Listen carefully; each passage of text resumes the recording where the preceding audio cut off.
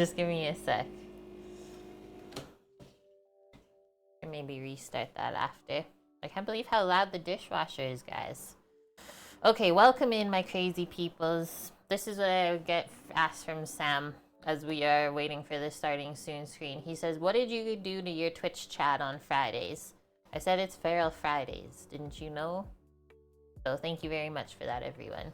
Kimmers, thanks for being first today, as always. We got Bob in here second. Nice one, Bob.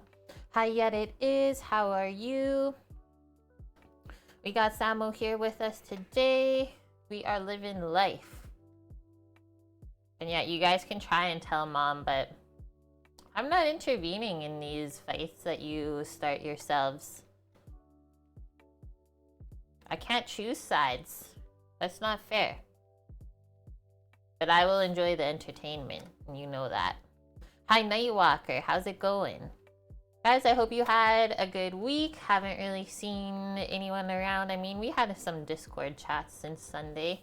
But yeah, it's went by so fast, actually. I can't believe it's Friday again.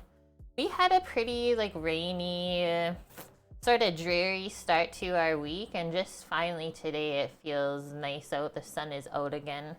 It was so cloudy and rainy, though. But I'll take it, because now everything is green. You'll provide the entertainment? Perfect.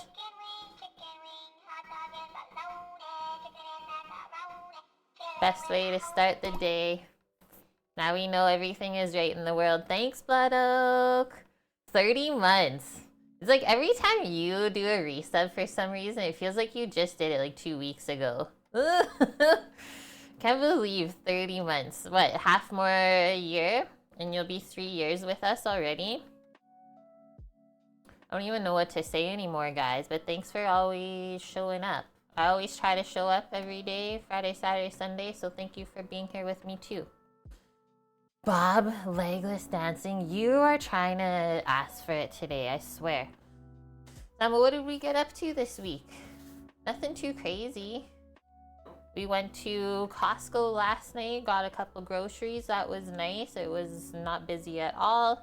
Went to the store quick this morning, kind of same thing. Got some really delicious strawberries on sale this week. They were like half price for £2. What else? I got chicken on sale again, so I'll probably go pick up more of those today. It's been a good week for shopping. Oak, it's absolutely insane. It's like, how? Where did the last 3 years go? So crazy. And we've cooked so many different things too. So let's say this today. Michael, there you are. That's actually perfect timing. I just saw you pop in. Michael, this stream is for you. Thank you so much for saving up 50,000 pots and pans points. Just watching the stream doesn't cost you guys anything. I think that's a fun way to be interactive here without actually having to spend any of your money, because I know things are tight right now in the world. So Michael requested a Julia Child's dish to be made today. It's called chicken fricassee. And we're going to be making that just with a little bit of buttered egg noodles on this side. And I was thinking we might have time to make a salad too. I was going to bake the cheesecake today, Michael, but I forgot to grab the graham crumbs from the store. So I'll do that tomorrow morning, and then we can bake it on stream tomorrow together and finish it on Sunday, because it says it has to rest overnight. So think of this dish, chicken fricassee. From what I got the recipe, it's going to be stewed chicken pieces with some mirepoix, some white wine, some cream, mushrooms, and you get that all nice and saucy. And obviously the chicken will be basically falling off the bone, I'm thinking. And then you spoon that over your noodles. Pretty simple dish, I would say. We can learn a little bit about it before we get started, because I've not really made this too much. Michael, have you had this before? Is there a reason why you requested me to make it? Or you just wanted to see it done for the first time? This is what it says from Wikipedia. So fricassee is a stew made with pieces of meat that have been browned in butter, yum, and then served in a sauce flavored with the cooking stock. Fricassee is usually made with chicken, veal, or rabbit, with variations limited to what your ingredients are in the house. So think it's done with more like light meats, right? Because it's white wine. So chicken, veal, I would say even pork could be yummy with that too. Sounds like a good idea. I thought so, my dude. So fricassee was first discovered in the mid-16th century. So this has been made for a long time. And I would say a lot of the French dishes that we make and have recipes for, they've been made for a long time. That's why French cooking really influences how you cook other cuisines as well. Like, for example, the basics of culinary school, you learn everything what they did French. So you learn their techniques as well as you learn all of the words and everything like that. So it's a good way to learn a little bit of French in your life, for sure.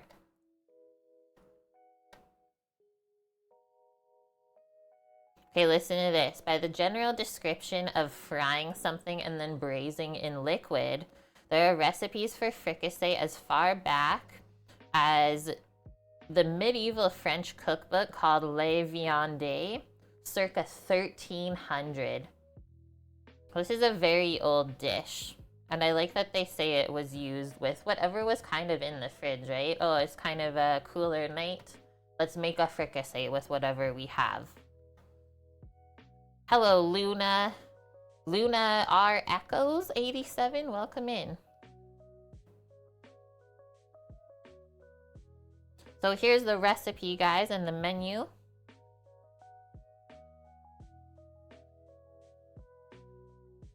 You haven't had it before, Michael. You request it because Julia Child is a great choice and because it's a French version of the dish. There's a German version too? Sweet.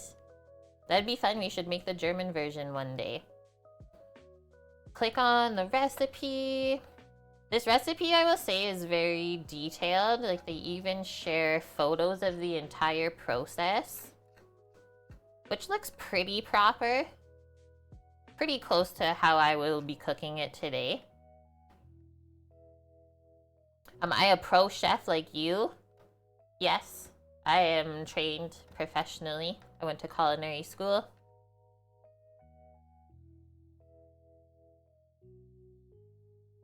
Okay, let's make a little listeroo and away we go. I'm excited to get this cooked. We're gonna eat it today and we're gonna go for a nice walk outside finally. Stopped raining. Go get some fresh air. We're gonna walk to the Mexican market to grab the rest of our ingredients for Sunday's stream. Why are croissants so hard? Because, number one, I would say the amount of time that croissants take to make properly if you're gonna do them by hand. Most people aren't gonna take time to make croissants because it's like a 3-day process from what I remember. And it's all about the temperature of your butter, the temperature of your dough. Thought this was the beginning of a joke, Mish, right? It's like croissants are so difficult. But I will say, once you learn how to make them by hand, you have so much more respect for like a proper made croissant from a bakery that costs like $5. Worth it. Hi, Shecht, how are you?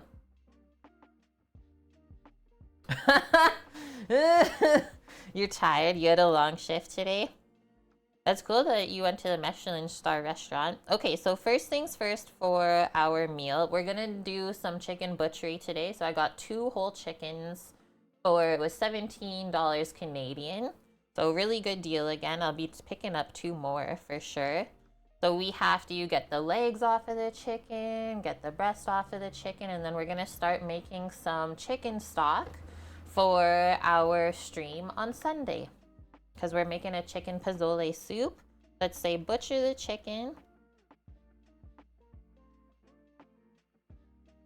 And I think we'll do, what do you want, Sam? All 4 legs in this stew today and then do the breasts in the soup. Is that going to be the best as far as like stewing things go, I would say? Yeah, just like do whole legs braised. Yeah. Yeah, and leave the breast for Sunday. Yeah. Okay, that sounds good. Thank you, Luna, for the follow. For fried chimkin again? We got options then. Okay, so we're gonna use just chicken legs for our dish today. Whenever you're braising something, you do want to try to include like the skin on for sure. And if it has bone, keep the bone in because that stuff is gonna keep it more moist over the long cooking period and add more flavor as it slowly cooks together. What checked? Accidentally stumbled into a Michelin restaurant after a super hot day at F1 race in Milano. Sweaty shorts and a t-shirt, didn't notice the star until they let you in. Yay! At least they let you in. Most places would be like, no, we have a dress code. Like, okay, sorry. Just wanted to eat your food. Yeah. Kimmers. And F1 shirt. It's good enough. Kimmer says we need to be in the thousands for this goal. Thank you very much, Kimmers, for the 200 bitlies. Oh, actually, we did get the sewing machine in. We can show you guys off that if you want. And Mish, thank you for the 1 bitly. You got a sewing machine? Unevening it up. Yeah. Oh. The sewing machine came in. Except now I have to learn how to use it. So it's way fancier than anything I've ever used, guys. Boom, we'll butcher the chicken, get the legs. From there, let's go over the recipe together. Hi, Scooter, how's your Friday? Jack, you got to try Wagyu at the Michelin restaurant. It was great, you would recommend. I loved stumbling into places like that. Those are the experiences that you don't forget. Okay, let me try and get this beast out.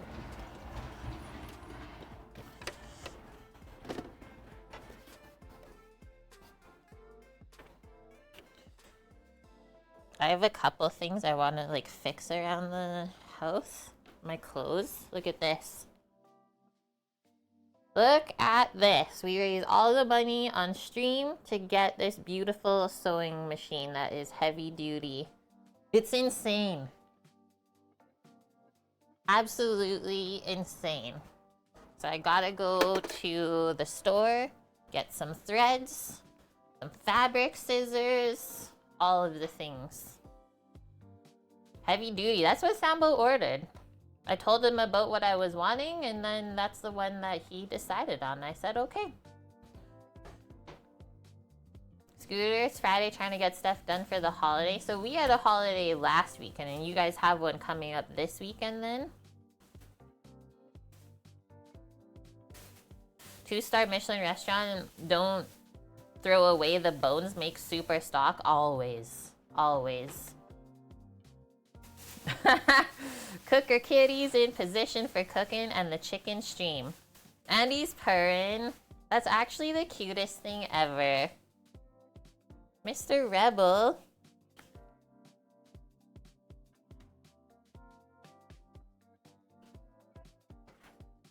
Okay, this is an interesting one, and I don't think we're gonna do it. It says to like quarter the mushrooms first and then boil them in a lemon water. Like, to me, I just save a step there and just cook the mushrooms in the braising liquid with the chicken. So it says we start by sauteing the mirepoix, and I did a cheater step for this today, guys. We had some more, remember this soup base I've been using? I can't believe this is from December, actually. Like, are you joking me? So that's carrot, onion, celery, and garlic. Just cooked with butter down. So I'll use some of that. There's no sense in me buying new onion, celery, carrot. So I'll heat that up. This is a weird recipe, guys. Like, it says to do the onion, celery, carrot, add your broth. And then in a casserole, you're like cooking the chicken. So I think that they're doing it a bit backwards.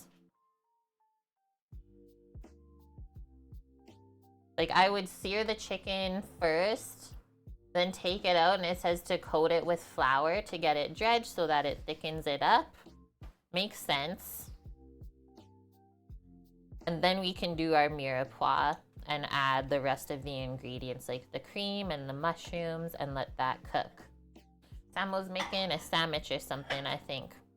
So it says simmer it all together for 25 to 30 minutes until the chicken is done, the juices run clear. You can remove the chicken from the sauce if the sauce doesn't get thick enough, and then just quickly reduce the sauce for about 10 minutes and then put the chicken back in the pan. And then listen to this. Beat egg yolks and cream. And then we add that into the sauce at the end. So the egg yolks are gonna add some richness and body to the sauce. That is interesting. I've never done that before. That should turn out pretty nice. Baked Alaska. I haven't done that in a long time. Okay, so sear the chicken and dredge it with some flour. Who in chat's had baked Alaska before? Then we'll do our mirepoix. I've had it a couple times. Samo's had it. I had to make it for my final exam. That was your final in culinary school? Yeah. I think ours was the croquembouche. Or maybe you could choose. But man, it's delicious, hey? Let's do our mushrooms. And we got some herbs. I got some fresh thyme today, guys. Samo's home. Yep, he got home last Thursday. Everything went well. So he's been home just over a week now. And he's home still for almost 2 more.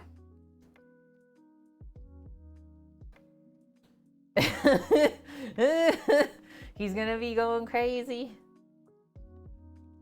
Oko, you feel that a baked Alaska is a very sweet dessert and you're not really into it? I guess it's as sweet as you make the ice cream, right? And the different layers and stuff that you put with it. The one that I made was really good, if I remember. But yeah, anything with meringue, right? It's just egg whites and sugar. That's really sweet. I mean, with the fresh strawberries today, Sam requested a pavlova. I said that sounds good. Okay. Back to our list. As far as that went, everybody. I said that sounds good. I'll put it on the list. Okay, we just need our chicken stock and the cream near the end and the egg. And then we'll boil our egg noodles just quickly in a pot like pasta. And then we'll see where we're at. We might make a salad on the side. We might not. Let us get into it. Clear off the board. We'll get a big cutting board to do our chicken butchery. Get the boning knife out.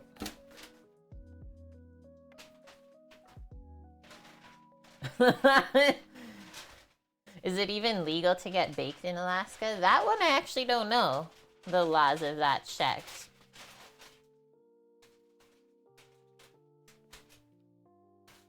Like Pavlov's reaction.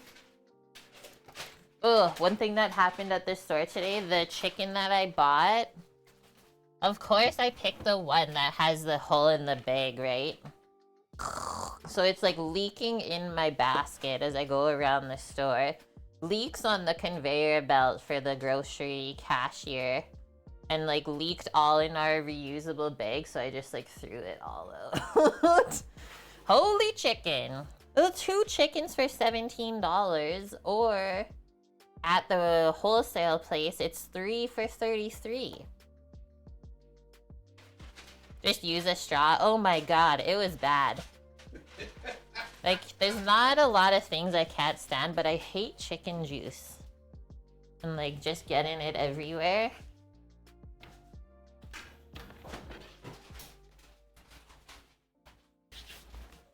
Talk about salmonella in your life.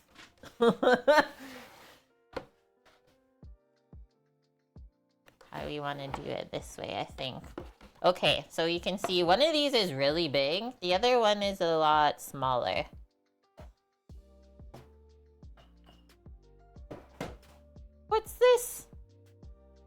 Yeah, chicken juice literally feels like slime. Sambo made a cute little toasted sandwich up. Oh, we went to the Italian center yesterday. That's what we did as well. Because Sam said he needed a sandwich. I'm like, what am I supposed to do with this right now? Smoosh it and eat it? Yeah. A little snack before you get started so you don't get hangry. Sam and Nella. Are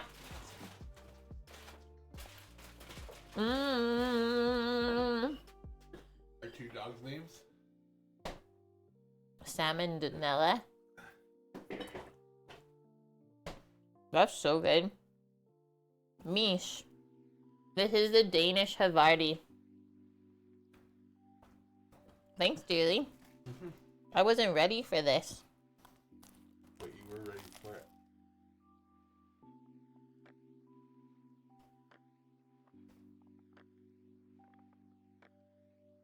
Furthermore, eat what you can. I'll finish off the rest. For the Canadian in us. The Danish Havarti. It's so good. You only need one slice. It's very creamy. What else did we put in there, guys? Danish Havarti. This was an interesting one. Prosciutto salami. It was on sale. Very good. There's like pieces of prosciutto in the salami. Imported mortadella. And then spicy sopressata.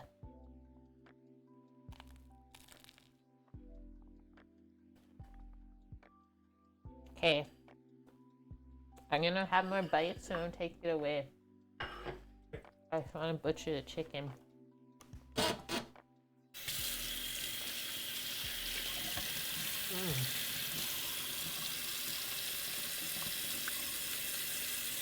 That's so delicious.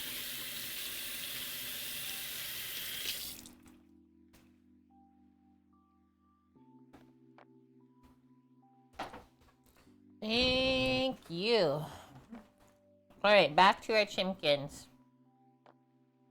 I feel like North America sandwiches are like over 50% meat. I mean, they are what you make of them, right? Should I leave this here? Yeah, actually. Like, we like ours with that certain amount of ratio. We usually get, what, 4 meats always. Kind of 2 less expensive ones and then 2 more expensive ones.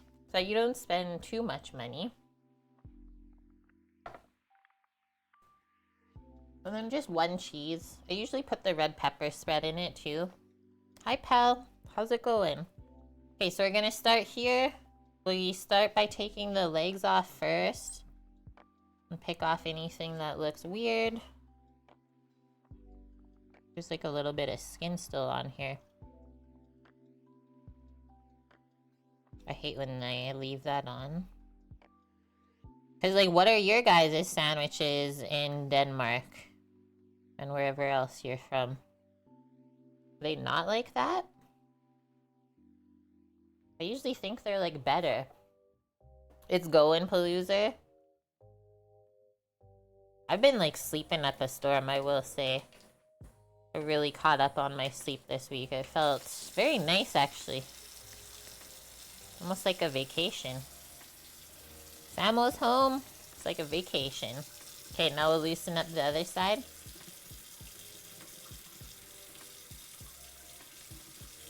Every time I do this on stream, I do it so that I can show you just how easy it is. So that you can do it yourself. And then we'll pop the legs out of the knuckle. You should see it pop out there in the middle on each side. Oh, that would actually make sense. Yeah, in Norway it's like open-faced sandwiches. Smørbrød. I'll fix you some sandwiches. I don't know if I remember that part. And rugbrød. Local dining used to do open-faced roast beef sandwich. I know there's a place here that we were eyeing up called Donna's Eatery. We've streamed there once before, I think, right? Or did it not really work? Okay, so now that we got this, we're just gonna do one slice to loosen the knuckle from the carcass. Sometimes it's hard to get in between. Then we end up with a chimkin leg. There's still some like feathers and stuff. I hate that. So we'll pick that off after. Let's keep going. There's a little pack of the chicken left. If you want that, Sam. There's our other chicken leg. Easy. Next. I think we'll leave the wings on for now. We'll just go down the breastbone. Give these a little tuck. It might be easier. And then keep in mind as well, there's always a wishbone that's shaped like a V up in the top here by the chicken breast. Your workload is insane. Is that because like someone left and didn't come back, or they just keep adding more onto your plate?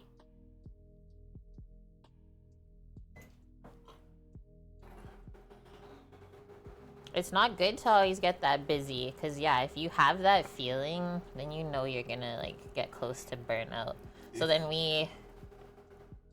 if you're good at your job, you can do somebody else's too. Oh yeah, that's how it usually goes. So we're gonna use just our finger and the tip of the knife to loosen off the chicken breast from the rib cage.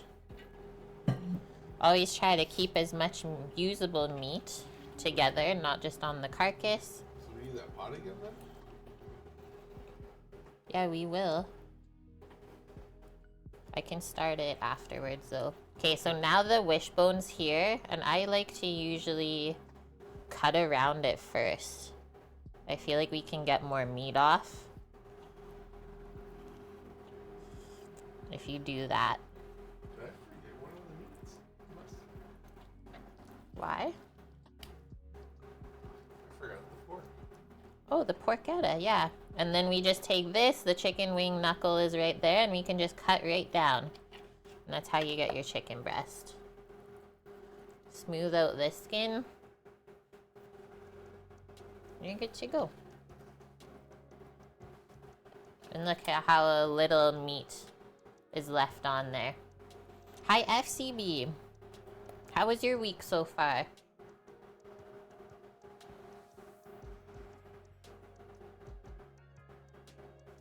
Pro people bake their own rugbrad. You eat a loaf every few days, Mish, of the... That's like the dark rye bread, right? A loaf every few days? That's wild. I love it, though. Now I'm gonna turn it so I can cut down the wishbone on this side.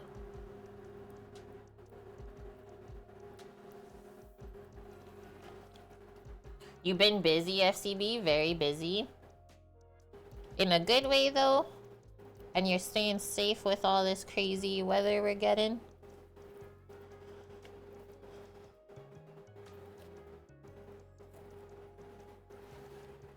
Loosen up the skin on the chicken breast, and now you just go back down this way.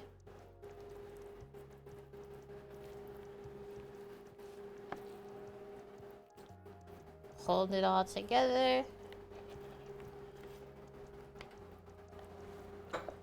There's our next one. One more chicken breast. Now our wings, you can unflick them. So we just cut away right here where you can see the knuckle. I usually try to cut them pretty clean so that you don't have bone fragments.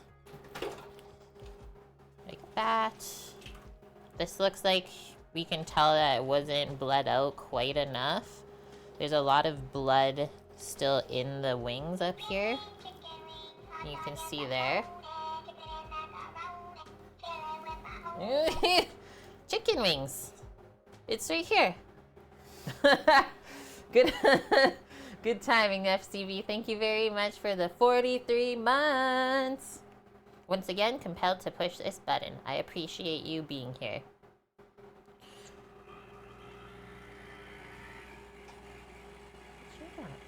Another coffee? Mish says, you eat a lot of rugbrog for breakfast and for lunch and on the weekends. I like it. Okay, so there's 2 extra pieces we can take off of here, so we won't put that away yet. So we're going to split the wingtip off. There's a knuckle joint here. Sometimes I cut cleanly right through. Other times you have to split it a bit to see where you gotta go. And then I'll put that into the stock pot, and then the chicken wings all usable. Up to you if you want to separate it any further, if you just want to bake it whole. Sweetbreads? Oof. Sweetbreads for breakfast? No, thank you. I mean, maybe. It's done right. Maybe. That would be pushing it for this one, though. Yeah, not bread at all. Nope. Okay, so on the back here, this is the chicken back. There are 2 little pieces of meat there, and then we call those the oysters because they're kind of shaped like a oyster. So then I'll just hold on to the skin. I think I did it this way last time.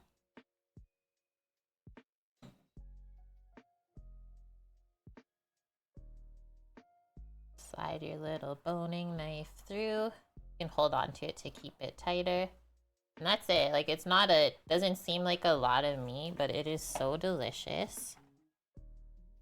I don't see a reason to just put it in the stock pot.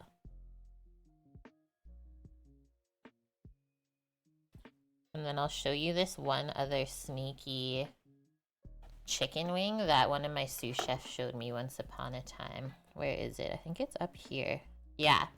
So up here, there's like this weird bone with a bunch of meat on it that you can slice around.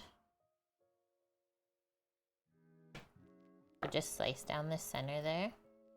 You'll be able to like feel underneath it now. I'm just gonna put it down because it's a little bit hard for me to hold. I don't want to cut myself. You see where it kind of separates there with the fat? You take this, just kind of lift it up. It's crazy how easy it comes off of the chicken carcass and like no one really knows about it. I'll just keep all the skin on this one side. And you just lift that. I don't usually crack the bone like that. I don't know why it cracked, but we're just gonna roll with that. And so there's like a little straight bone in the middle here, and it's just surrounded by meat and skin. Let's try and do this other one a bit better.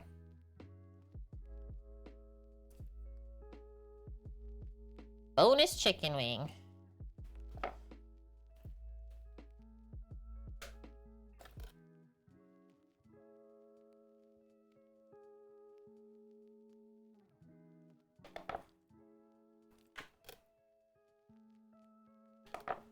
Boom. Kind of crazy, right? Okay, now that's nice and clean. There's like not really any more usable meat to take off of there. Let's do a switcheroo. This one's gonna be bigger, but we should be able to do it pretty quick. And see what I mean when it's not bled out enough? How you'll get all of these bloody bits all over everything when they leave it like that. And that's the stuff that like freaks people out, right? Anytime you see blood, you think it's not cooked. The chicken Easter egg, kind of. I've never seen anyone else use that part.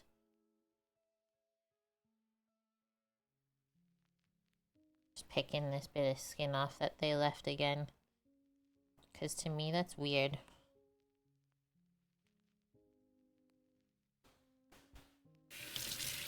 Cook the bloody chicken. That's literally it, right? You can even try to tell people though, right? It's like, oh, I cooked this to a certain temperature, and like they still won't believe you. They just get really freaked out. And we do this one the same way.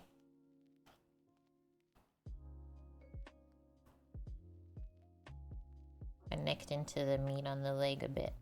That's what we are trying not to do.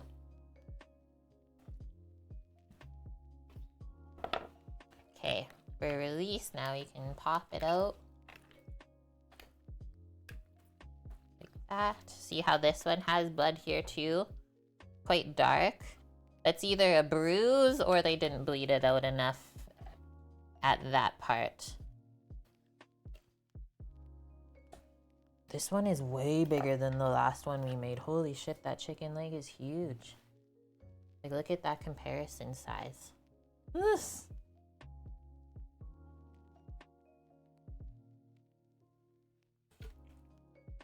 Is whole chicken super cheap? It is lately from the one store I always buy from, Save On Foods. Lately it's been $2.49 a pound, which is really inexpensive. There's our other chicken leg.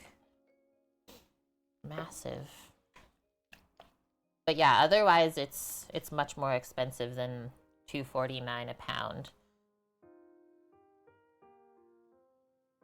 Like lately it's been so expensive that I haven't been buying fresh chicken. I think there was like 2 months there that I just was buying rotisserie chickens from the store, because that's what was the cheapest protein available. I'm really happy to be able to cook my own chicken again.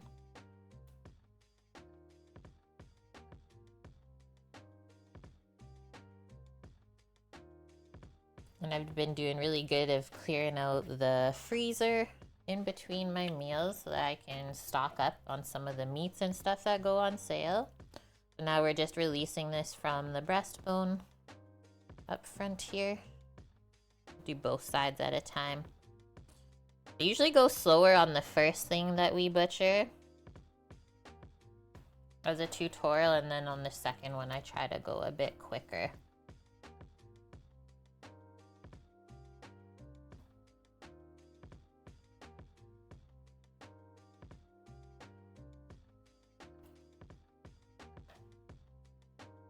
Knives are not to be played with. No, they are not. You're right.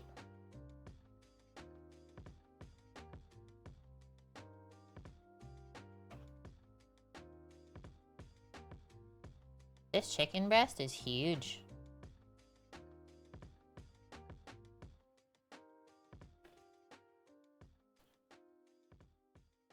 Where is this? There it is. Like, where is this bone? Sometimes the wishbone is sneaky. Like, that is massive compared to the other chicken breast.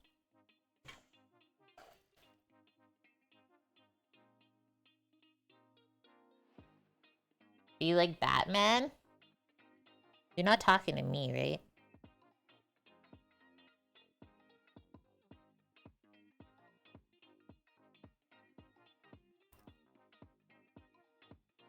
There we go.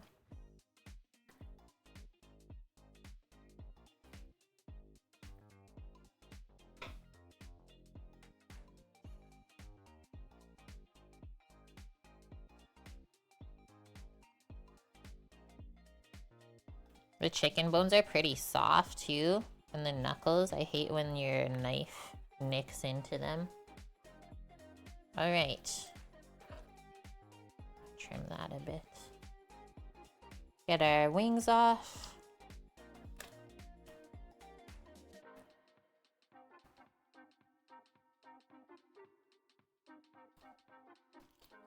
Batman is afraid of bats. I mean, that is pretty funny.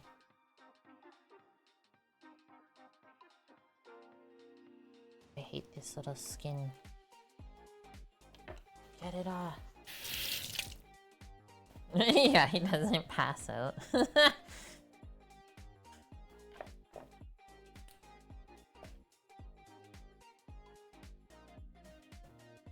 Champion wing.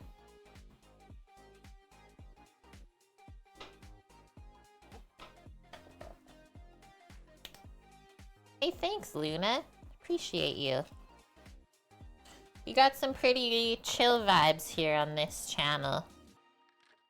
It's all about good cooking and learning as much as we can about different food and stuff around the world. All right. Let's Get these oysters and then the extra chimkin wings. Bonus wings.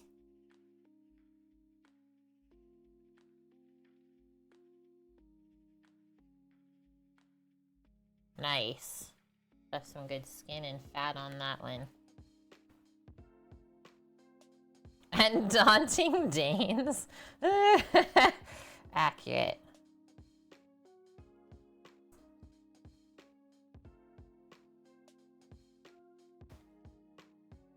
Okay, our other little pieces. Split this.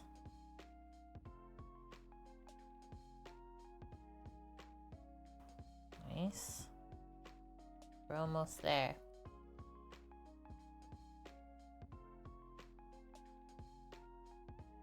Like, what a weird little part of the chicken.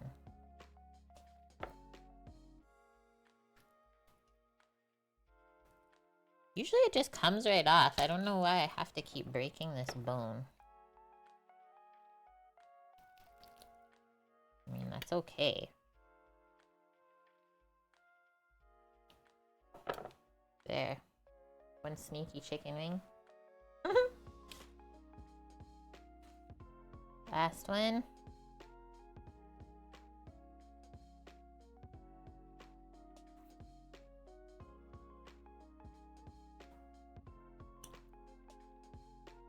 Oh, I think I nicked into the backbone a bit. I mean, sometimes your knife is too sharp. Thank you very much for the 20 bits as well.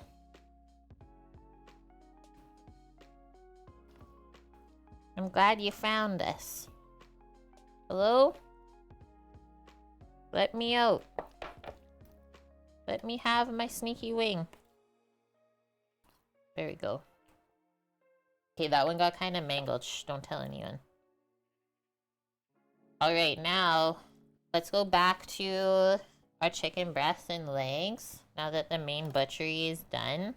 This looks pretty clean. You can see where we take it off of the carcass. There's always a bit of connective tissue here.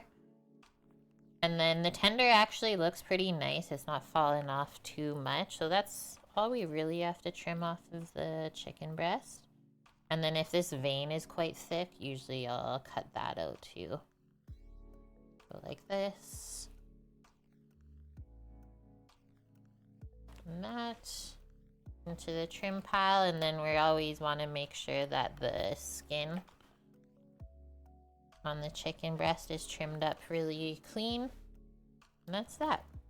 Next. What's the other big one? So see here by the vein where there's this pool of blood. We'll definitely clean that out.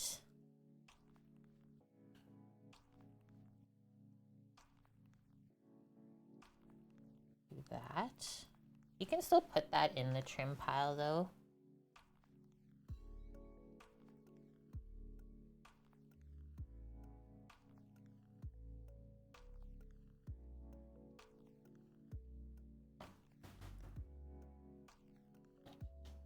And the skin should just follow the natural shape of the meat, right?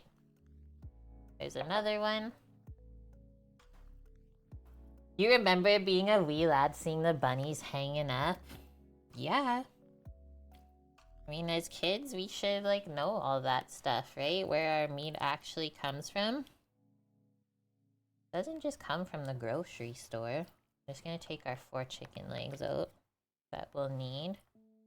Our other 2 chicken breasts were in the bottom, getting squished. Trim this. Ah. Where did that even come from?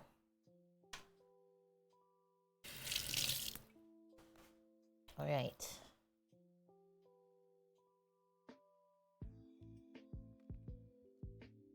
Yay! Who dat? Thank you. 71 bits. I appreciate you. We're raising bits right now to go to the fabric store and buy some fabric so I can make my husband a quilt that he's gonna take up to work. Okay, last chicken breast. Ooh, I hate that. Have you ever had the thought, I wish I trimmed more off the chicken breast while eating? Yeah, right? I hate the gristly feeling. Like, I know Sam doesn't mind it compared to me. And I know some people that, like, love the gristly meats that you can sometimes get. But I've never been a fan of that texture. So yeah, I'm quite particular in how I butcher my meats, so that doesn't happen. Okay, all of our chicken breasts are ready for Sunday. We got a nice pile of the wings and our other trimmed pieces. Now we can go over the legs. You're just not particular about the meats? Yeah, some people are, some aren't. There's some like feathers on here that I'm picking off. I wanted to show you. No feathers allowed in the braising pot. Allow me to finish doing your job for you. Even though this was probably done by a robot. The feather picking and stuff. Isn't most of it done with a water jet or something now? Pretty sure that's what I've heard. Okay, that one's better.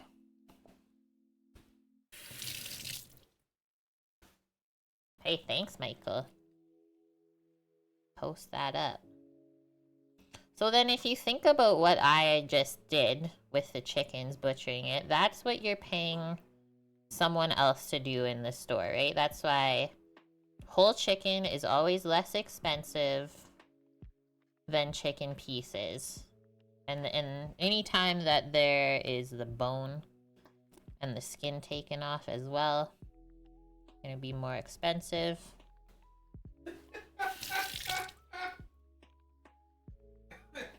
Water jet? Yeah, bring him to the car wash. Reesh. Oof. Pick this off. Get it off.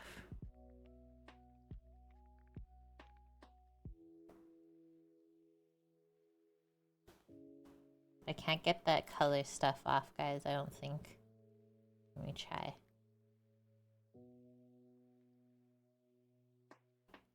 Okay, I was able to get a little bit off.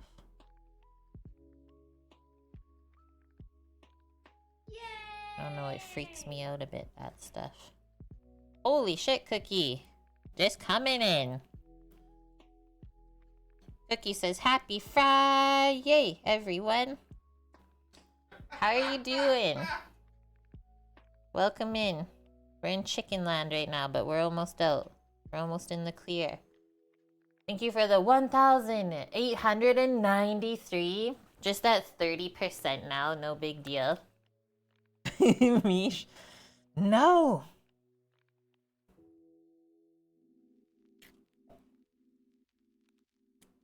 It shall be done, Mish. Ew, I'm like using my nail to get it off.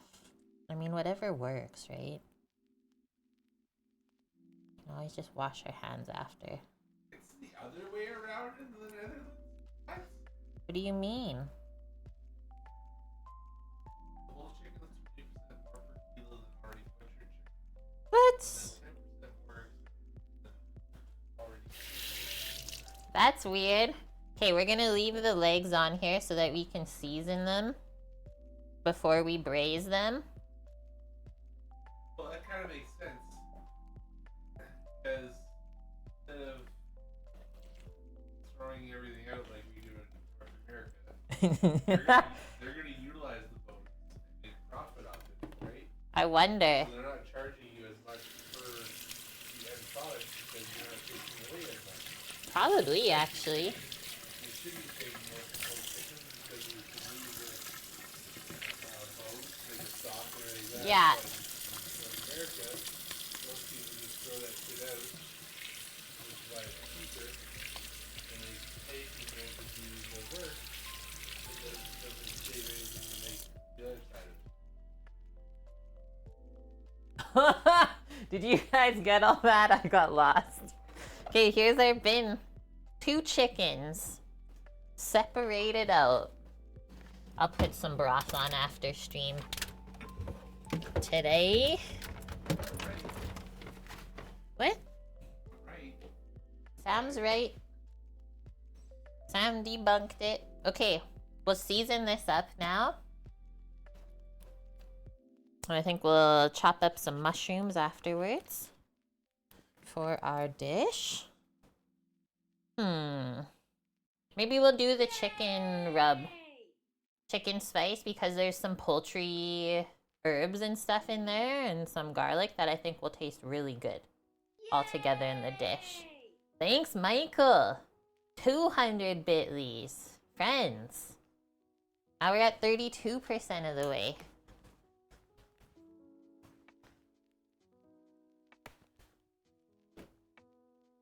What's this? Poultry? Yes, sir. Yes, sir. So salt, pepper, garlic, a little bit of paprika in this one. Like I said, some poultry rub. Not gonna put too much with the paprika. We can always do more salt and pepper.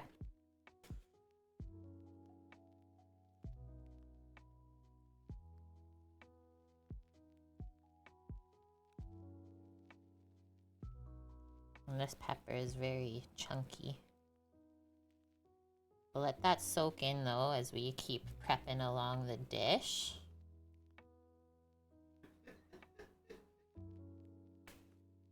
And then we can always give them a little turn with some tongs to absorb the rest that's sitting extra.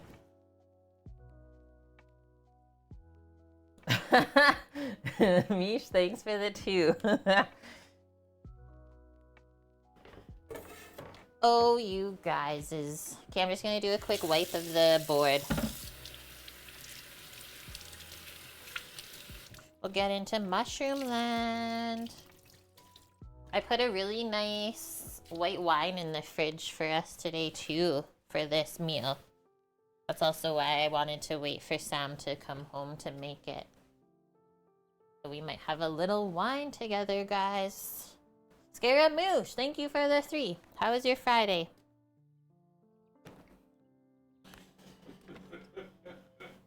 Mushrooms.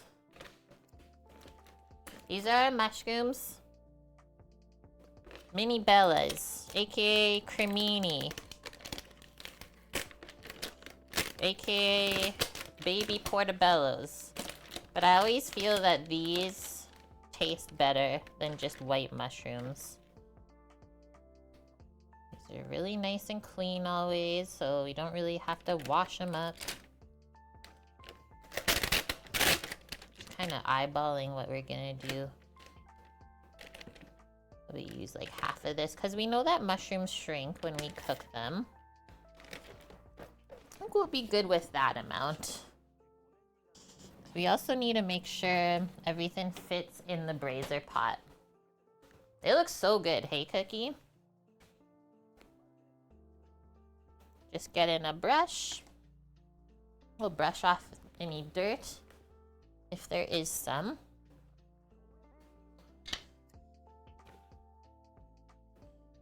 Just a little bit. So I usually just hold them in one area to brush the dirt off, and then pile up the clean ones in another area. Like, I guess it's okay if you do wash your mushrooms for this because it is going to be braised. Whereas maybe it's a bit different if you're just sauteing them. Or planning to grill your mushrooms even. More of like a dry heat. Bob and Mish. Thank you for the bitlies. Because yeah, you don't really notice the dirt that is on the mushroom until you start to brush it off. And this is the only thing I use this brush for. doesn't get wet or anything like that. I just brush the dirt back out and that's it. Mish got into the beer storage? I think so. What do your Danish people drink?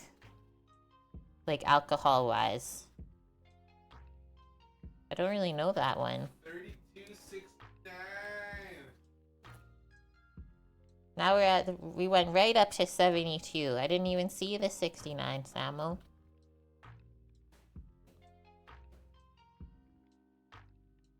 Mish, you just drink everything, whatever is put in front of you.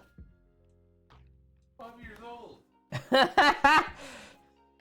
you guys talking about drinking with a 12-year-old? Thank you, Scaramouche.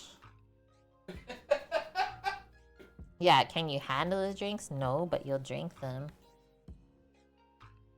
That's when I used to drink my mom's leftover cold coffee out of her cup. Oh shit. After Scaramouche breakfast. is raising the stakes. We're raising the stakes? Uh-huh. Okay, I'm just gonna brush this off into the sink. It's beside me. Brush the dirt away. And now we're cleaned. Because look it, even on your hands after, just from holding them. I've never seen a motorbike in my life before. Oh my god.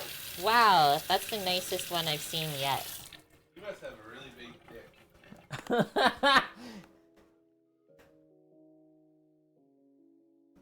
If it has more alcohol than raw sugar, you'll take it. Okay, how do we want to cut these? It said to cut them quartered, but some of these are pretty big. We might have to go a bit smaller than that. Let's see. Maybe cut it into 8s, I'm thinking. I like it to be nice bite-sized pieces when you eat it all together.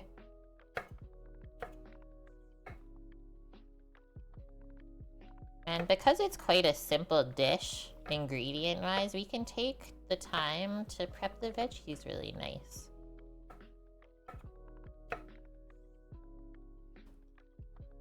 Paloozer. Huge! People are just crazy here.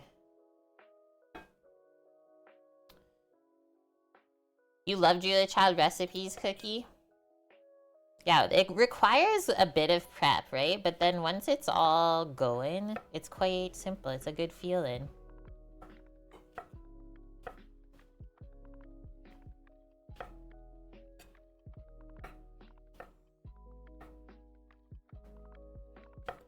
Yeah, I always use the mushroom stem unless they look really bad and browned. But that's all usable.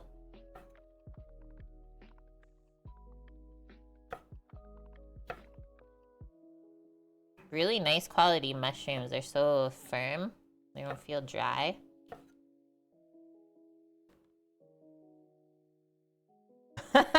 So you're in the same boat as us, Paloozer?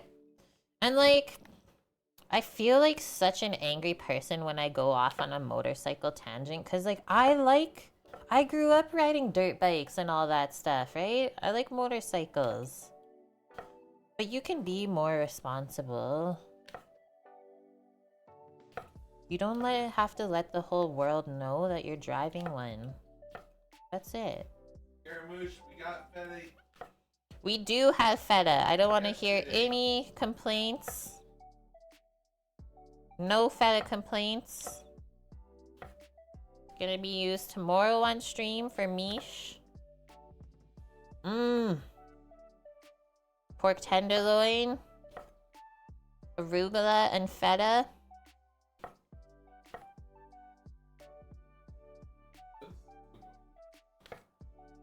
It's still going. The bit war? Oh yeah. Trust me, I see it. I can't interfere. Loud pipes save lives. I mean, I get that part too. Brother.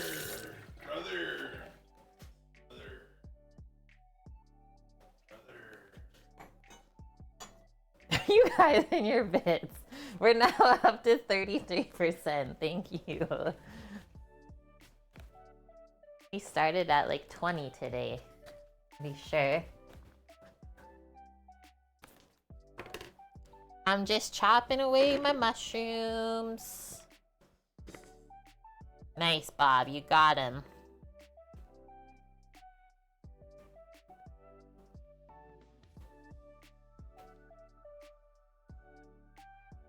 Wipe off the mushroom. I always just call it the mushroom poop, guys. The mushroom poop off of the board. Oh god, I almost poured them all over. Okay, we're good still. We're just gonna put that over by our cooking area. Next one. Let's see how this is going. So we're just gonna take some scoops out of this. Nice. Carrot, onion, celery, garlic. Butter. Mirepoix. Mushrooms. Herbs. We'll do some fresh thyme into the dish. And then I have a little bit of parsley that we can chop for a nice garnish. And what else did I have in this? I think that's it.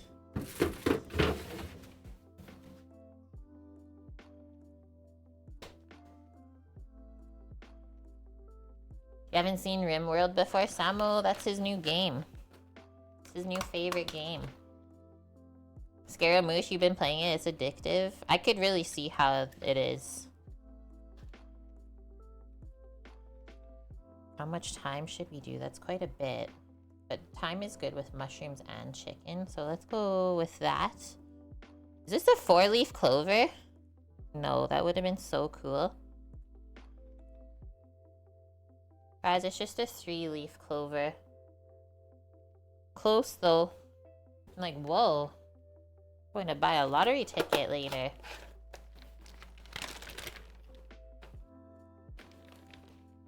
Okay, there's our bit of parsley, and then the rest of this is cilantro and green onion. Time to fry. We'll put that back.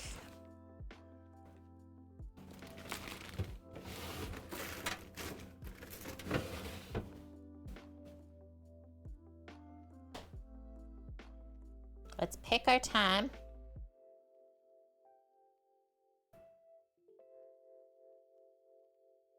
Yeah, it is.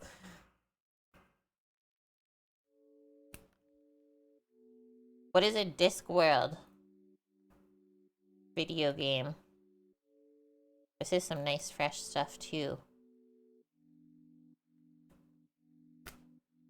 Really stuck on there. You guys are still going. We're not 34%. Discworld is a novel series. Okay. A book series. You guys teach me stuff here too. I teach you food things, you teach me life things. Mish is almost out of bits. You guys are in luck.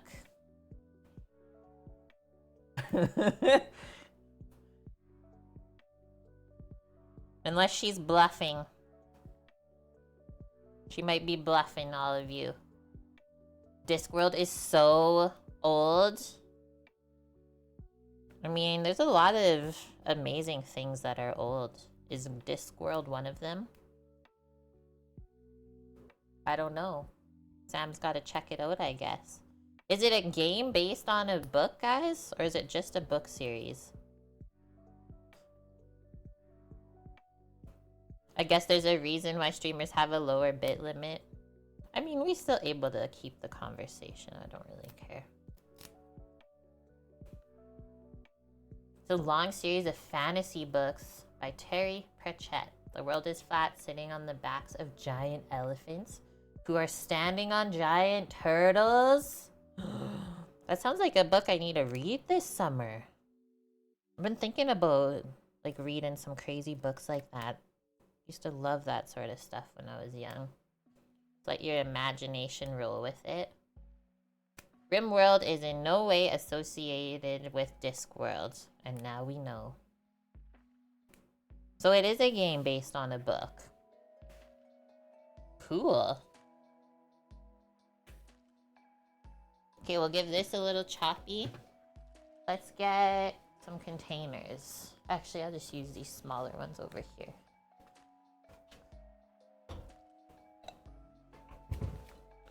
So the thyme's gonna get cooked into the dish, and then the parsley will just sprinkle on top afterwards.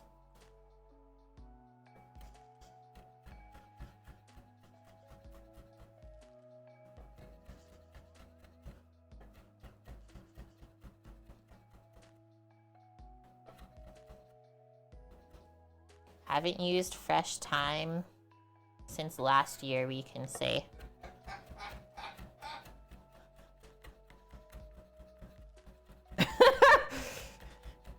You guys are hilarious.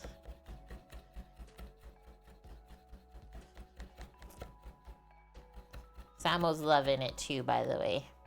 You can't hear his giggles in the background. Good thing payday is coming up. Good thing.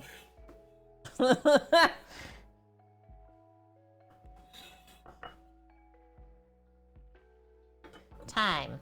Over by the mushrooms. Let's pick our parsley. Mine's already coming, gone, Mish. Your payday? Yeah. It's over the same day it happens? Yeah. Shoot.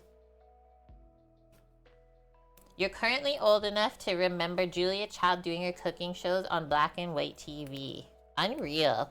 I'm trying to think back to when my mom would watch like Food Network and stuff when I was young. But I think she was already like phased out, and it was Martha Stewart and those ladies and peoples. Like, I've seen the YouTubes of Julia and Jack cooking together, and that is so cute.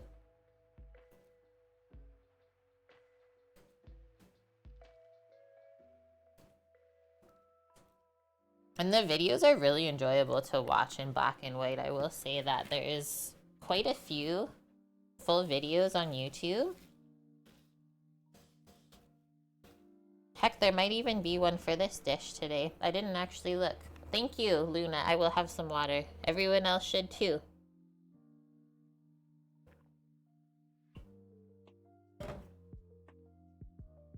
Mish needs a whole bottle of whiskey.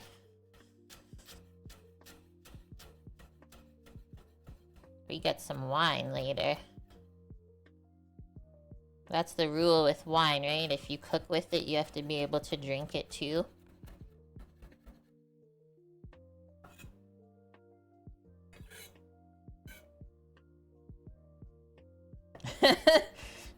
Amount of times you hear that if you work at a brewery.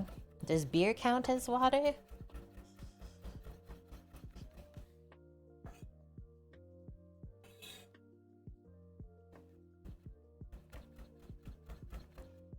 You would just pass away after a whole bottle of whiskey. I'd be there with you, Mish. I have like zero tolerance now for alcohol. It's kind of hilarious.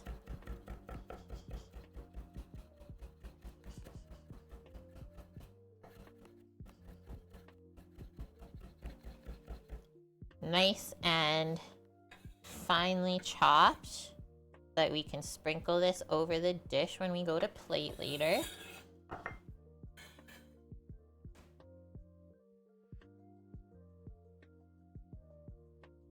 Rinse our hands. Check. Just get a small bottle then. I don't even get a big bottle. Just get a small bottle. Okay, we're gonna put this in the fridge, the parsley, so it stays nice and fresh. Put it right on that jar. Now let's wipe the chlorophyll off of the cutting board. You burned yourself, Luna? I mean, if you lose feeling in your hand, that might be a pretty bad burn. You might want to get that checked. Get the green out. Get out.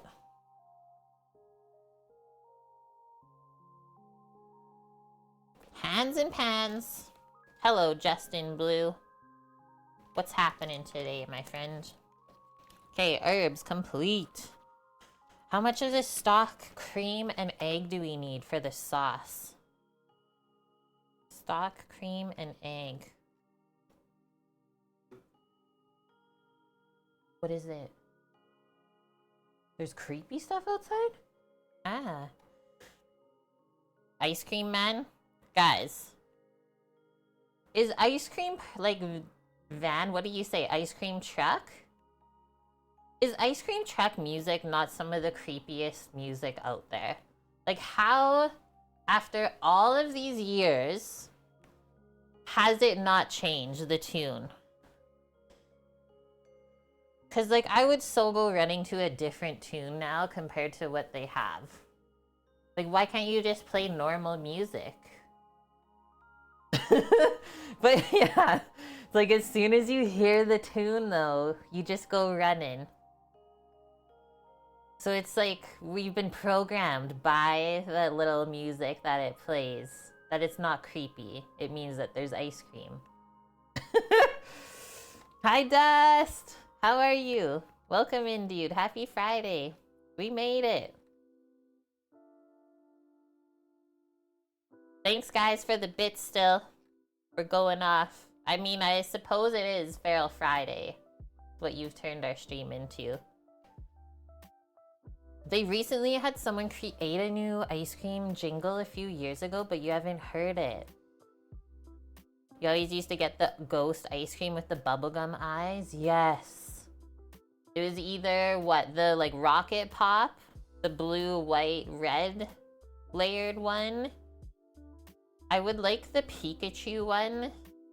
Or, like, similar to what Cookie said, the ones with the little bubblegum eyes that were, like, different colored ice creams. I think that's pretty much it, though. Like, my parents would often buy, like, fudgesicles and stuff for us to have in our freezer in the summer.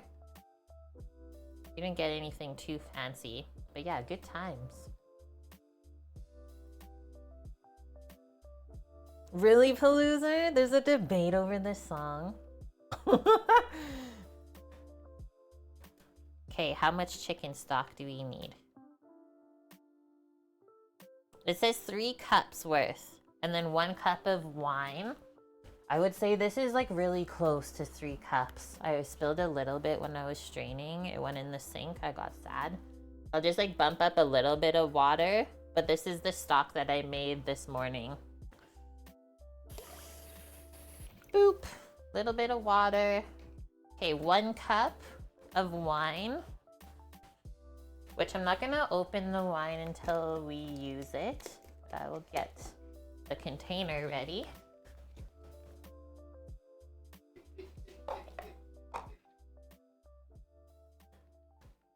In Norway, the ice cream man plays Norwegian dance too. The Mickey Mouse with the chocolate ears. Have I seen that one? What? That sounds yummy. And then we gotta get some cream. Oh shit. Holy! Cookie's evening it up to 40%. You guys almost crushed that goal in like a day. Half a cup of whipping cream and 2 egg yolks. Half a cup of whipping cream and 2 egg yolks will be mixed together. Are we Edmonton Oilers fans? I grew up cheering for hockey and like being really involved in hockey because a lot of my friends were. But since I like left here and lived in BC and stuff, I don't really watch hockey anymore. The one sporting thing we watch is Formula 1. That's about it. Okay, a little bit of cream in there and then we can do some egg yolks. I mean, I'm always down for our local team winning and stuff, right? But yeah, I will say it's been pretty crazy around here lately with the playoffs and stuff. 2 egg yolks. You're going to Barcelona in 3 weeks to watch? What? I hope you have the most fun. One of these days we'll get there. Okay, I'm just gonna crack the whole egg into this one. And then fish the yolks out. And then we can just mix that together before it goes in to the sauce. I've been to Barcelona and I love Barcelona as a place. Sam, have you ever been there? Sam doesn't remember going there.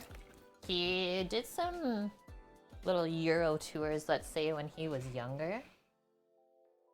Do I cheer for Stroll? I don't. I'm pretty proud of that team, Aston Martin, what they've done over these last few years. They made a good comeback, but I've actually cheered for Max like since before he was even world champion.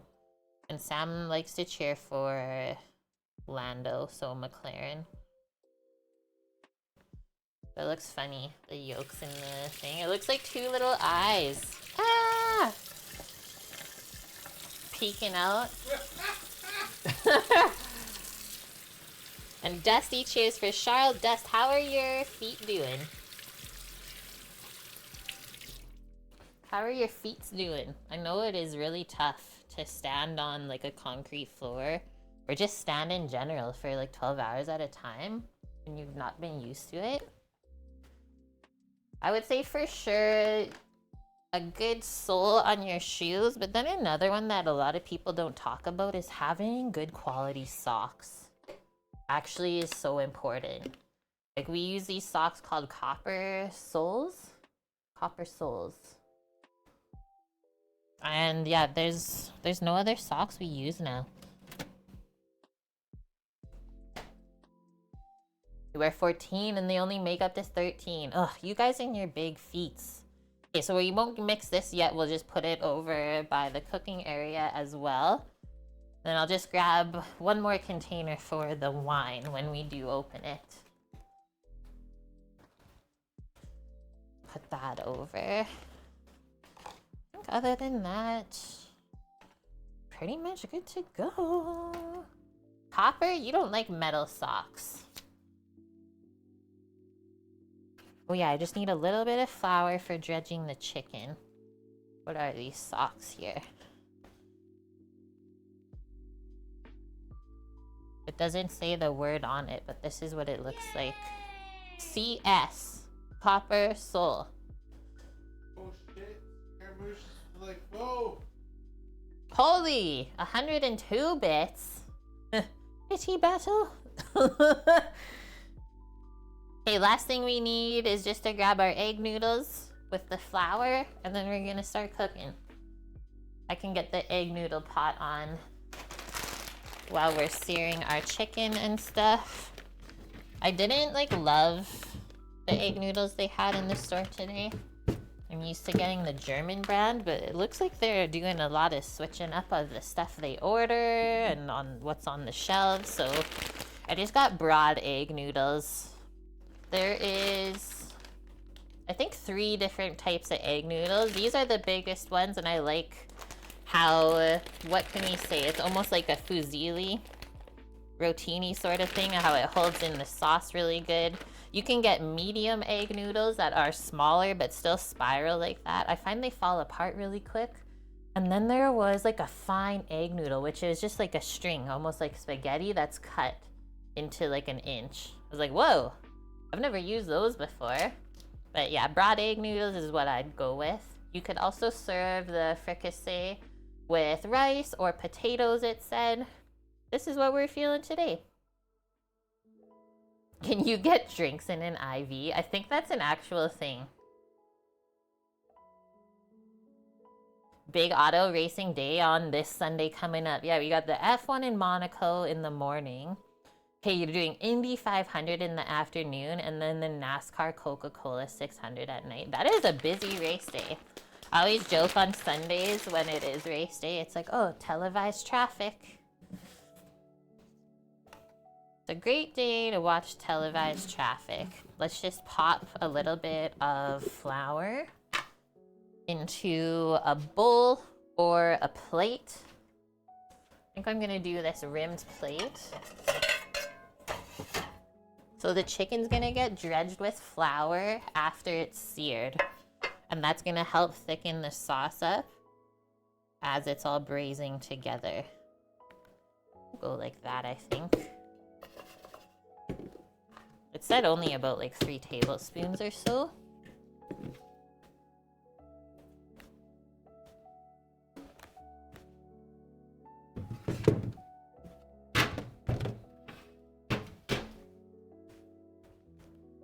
All right, let's go over to the stove.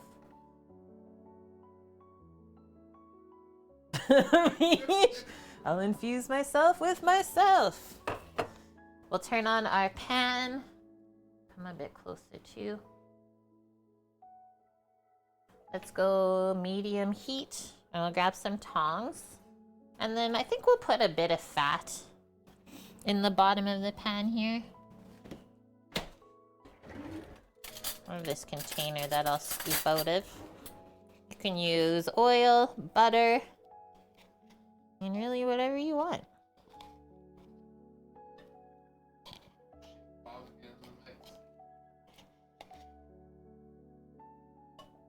There's a little bit of liquid with this fat, so it might splatter a touch. Let's see.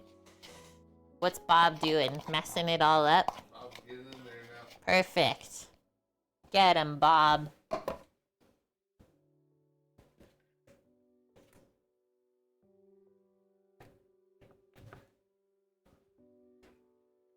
Monaco's great on Saturday.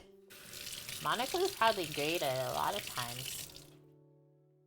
What a cool place. No, it's great on Saturday because What did they teach us yesterday? What? Why? it's quality. Oh, Like where they're gonna be at the true. Yeah. The rest is just like maintain lead. Hard to pass around Monaco. Hard to do a lot around Monaco. Don't do this to me today, camera. I'm gonna ask you nicely once. Yeah, was it seconds though? They said it takes 15 seconds to drive across Monaco from Italy to France. 15 seconds, that's it. What? I mean, how long does it take for us to drive across our one province? Ontario is 24 hours. My oven needs leveling. Actually, I have. Maybe we'll fill it out together right now. My tenant maintenance request, I'm gonna ask for a new stove that's not bashed in, as well as possibly a new fridge that works properly. Hi, DeBear fan, how are you? Even that out. I'm just gonna go grab our tongs and then we'll start searing our chicken.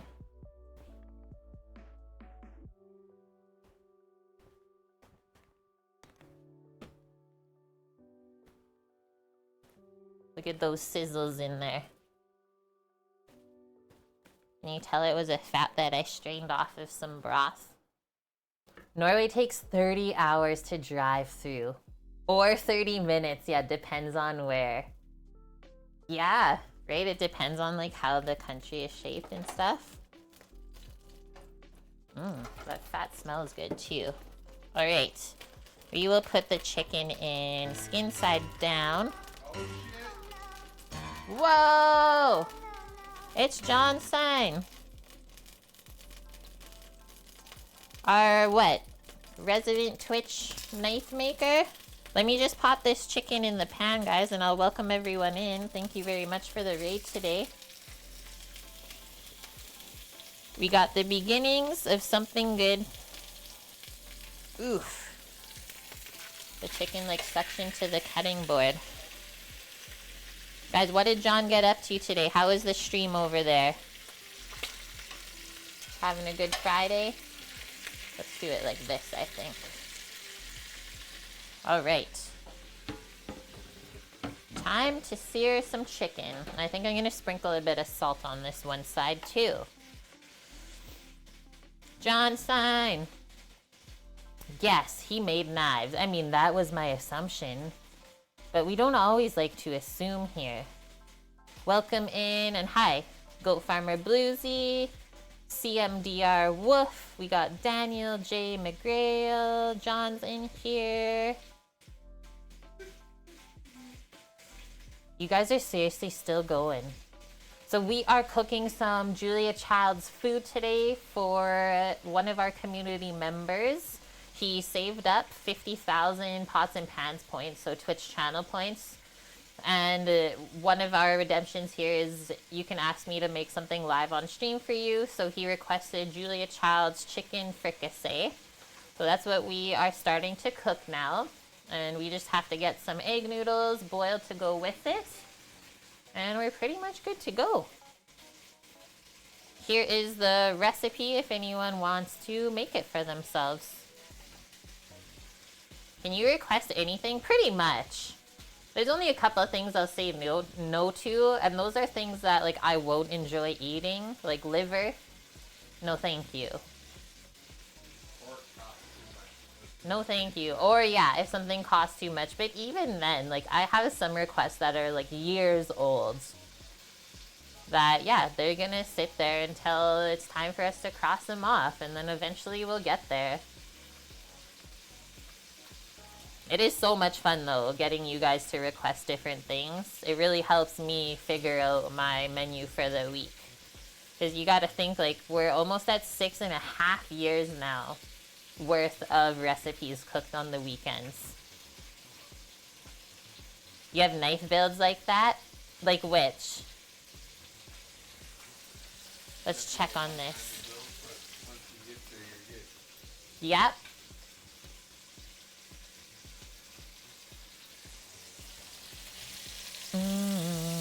Okay, it's starting to brown just a little bit.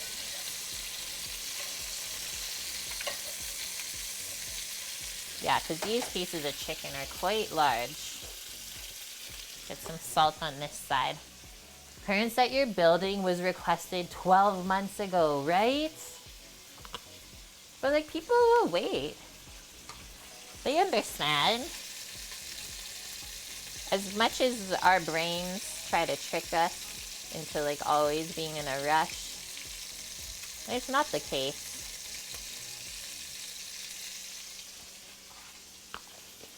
That's right, as long as it gets done. Everyone's still happy in the end. And done well. Yes. Yeah, right? We say this a lot in cooking. If you want it done quick, it's not going to be cheap. If you... Is that right?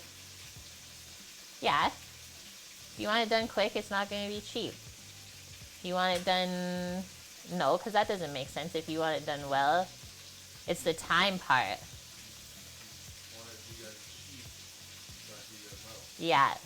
Okay, yeah, it's that. If you want it cheap, it's not going to be done well.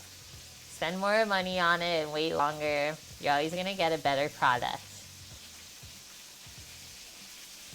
Actually, the person that we are making this food for today, Michael, just won one of your knife giveaways recently. Mish, thank you. We're now up to 42%. Yeah, so there's some crossover from our streams. He actually posted the knife in our Discord, I remember. It looks really nice. Okay, I'm gonna do a little flip. We can always flip it back over. Getting our chicken brown. Just creating lots of flavor.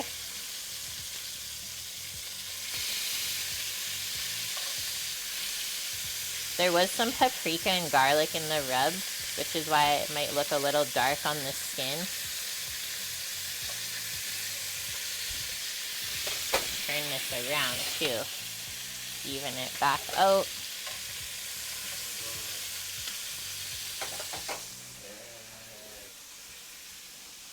Did I get creme delish yet? I still haven't. Butto got it for us. If you want it good and fast, it's going to be expensive. Can you stop doing that today, camera? If you want it good and cheap, it's not going to be fast. If you want it cheap and fast, it's not going to be good. Yep. So true. Don't cross the streams. Yeah. Like, it gets messed up. I hate when it flashes like that. It's hard to watch for you guys.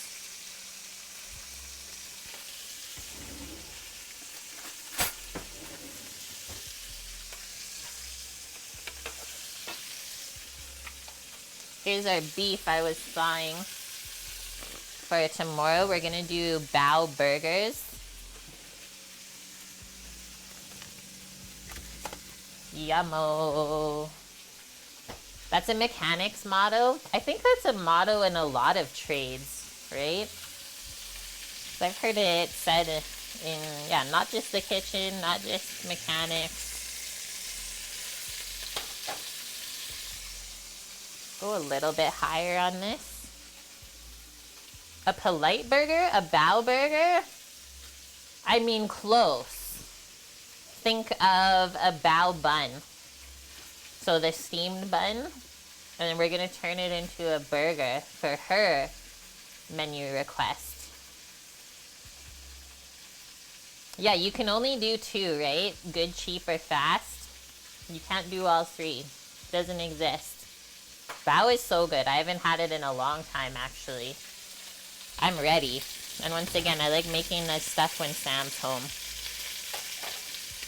Okay, I'm gonna take a quick bathroom break while we're finishing sear this. I'll be right back. You made them yesterday?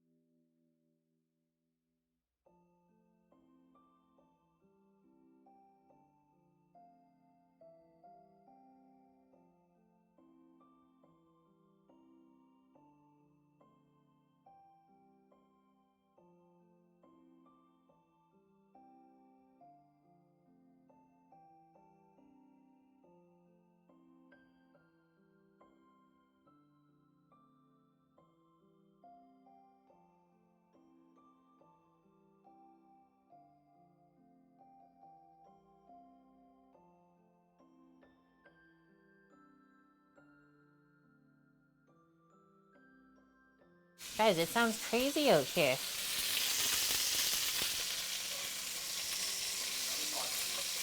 Samo is watching it.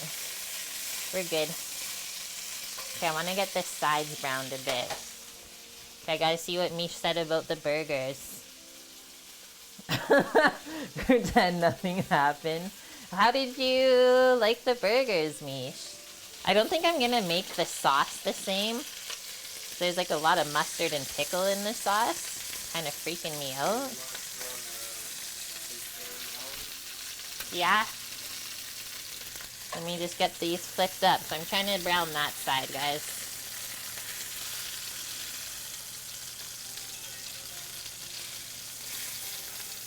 Trying not to mess up the seasoning too much, but I mean, it'll all go to the same place. Just gonna get this fan on to get some of this heat out of here.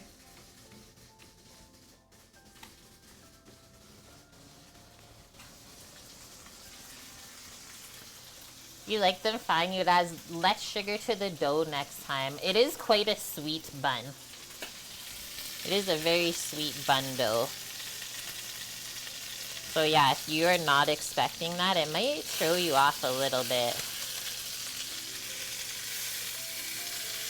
I'm gonna flip this one back over this side. There we go. So then these are gonna come out. I'll just pop them on a plate.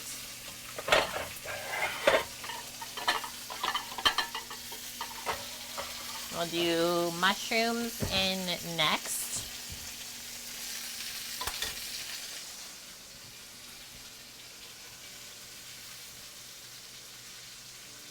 Yeah, I'm gonna be making your cheesecake tomorrow, Michael. Will the cheesecake include feta? No. But Misha's meal will. That looks good, guys. Can we get this other side? I think so. So we're not trying to cook the chicken through, we're just trying to get some extra flavor built up on it.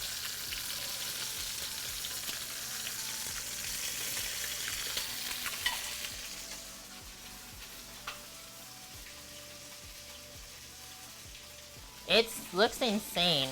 The creme brulee cheesecake. I'm excited. I'm a big cheesecake fan. I might have also had cheesecake yesterday from the Italian Center Bakery. It just looks so good. Okay, we can probably turn the heat down a little bit now for the mushrooms. And then also keep in mind, the mushrooms are gonna soak up a lot of this fat. Like all of it. All of it. Oh my lord. What are you guys doing? So I always like to stir these around right away. Holy. Jumping out of the pan. Get them nicely coated in the fat. And then they can fry up a little bit. And usually I'll add some salt and pepper to the mushrooms as well. Take those out because we'll be needing them. You're killing Sam.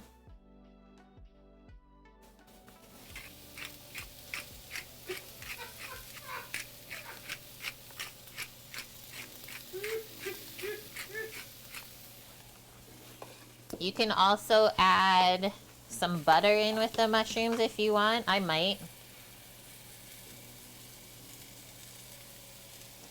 Butter's not a bad thing in French cooking. You'll have some of what Sam's having. He's just like chilling watching the stream. Loving life. Thanks to you guys.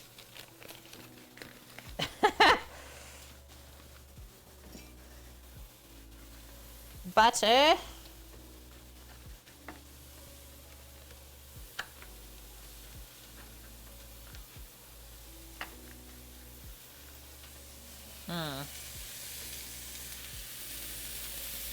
Butter nubs around. What is the butter to mushroom ratio? I mean, whatever you want, really. There's no rules. Sam says it needs more. No. It's not even all melted in yet. Why would I put 2 more? And I have 4 that have to melt. Yeah. So let the butter melt, then we'll give that a stir. 2 more.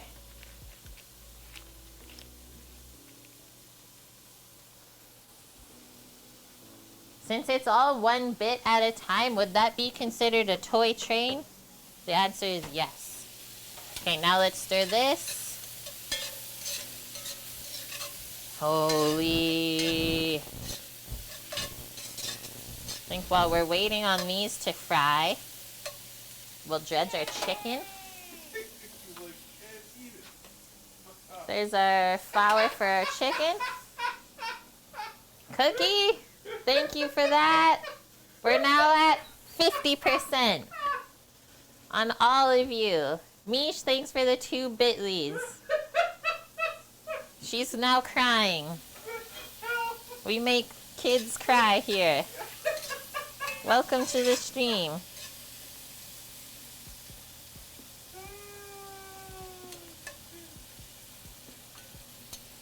Okay. Coming over. Can you see where I'm working? Not really. I'll fix this just a bit. That's what we got going on. So we just take our chicken, kind of even out the layer of flour. Just go boop. Flip it. Boopy. Get it coated the best that you can. It doesn't have to be fully coated. We can always mix more flour into the mirepoix. But this is what they say to do. So I said, okay, sounds good. If Julia Child said it, you do it.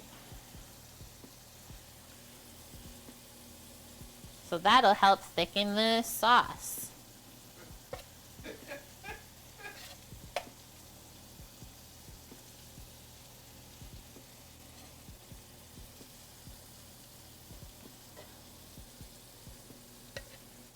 It's almost time for our thyme to go in with the mushrooms.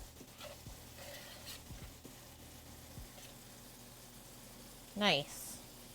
Didn't make too much of a mess, just a little bit.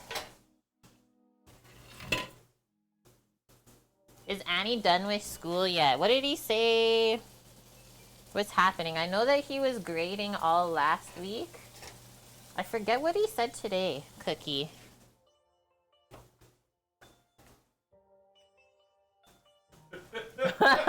Are we free? Don't even ask those words. Hi, CJ Dewey. How's it going? Welcome in. I'm pretty sure he's done with school. You guys are bad. Okay, there's our thyme. Fresh chop thyme. Mix that in.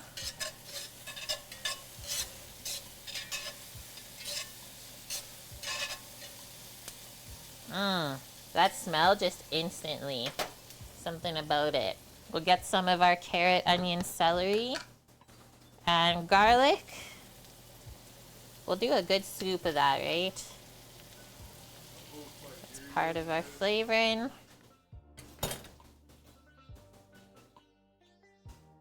Time is on your side. We love our dad jokes. Never apologize for those. You guys know that. Okay, I'm gonna switch to a spoon just to stir this together. Spoon.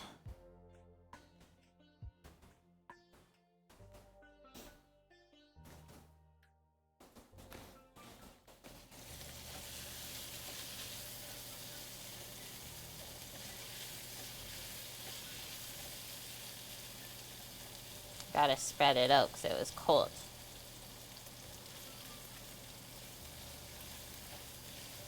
That's gonna add a lot of sweetness, balancing flavors to the dish to go with the wine.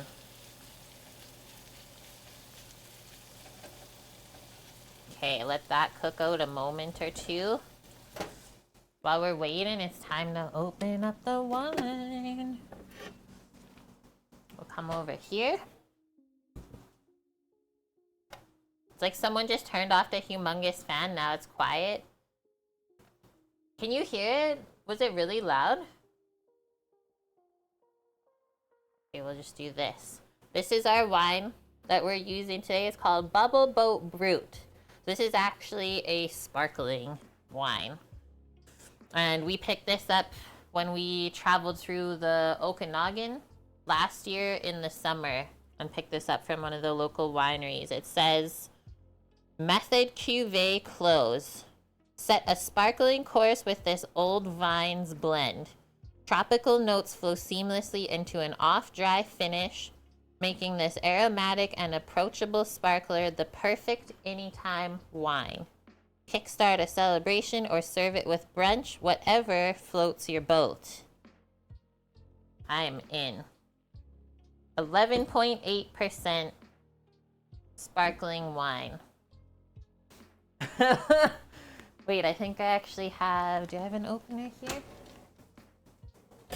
No, I lied. We wanted to glaze the pan with the wine and then add everything else into it. This is not a cork. Easy little bottle pop.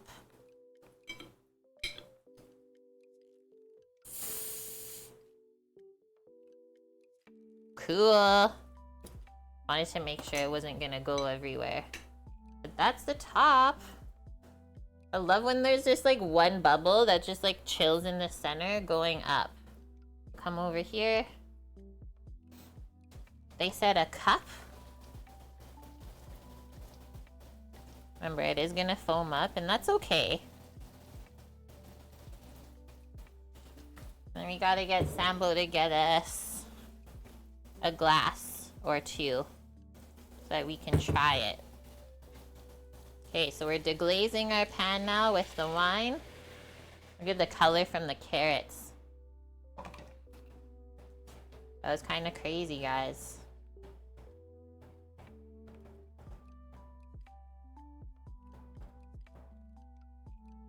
Now we're gonna add our stock. Turn this back up. Chicken stock. That's quite a bit. maybe not have to add all of it. Let's see. So now we can nestle our chicken pieces back in there. I usually go skin side up. All I'm gonna do is like give it a dip on the one floured side.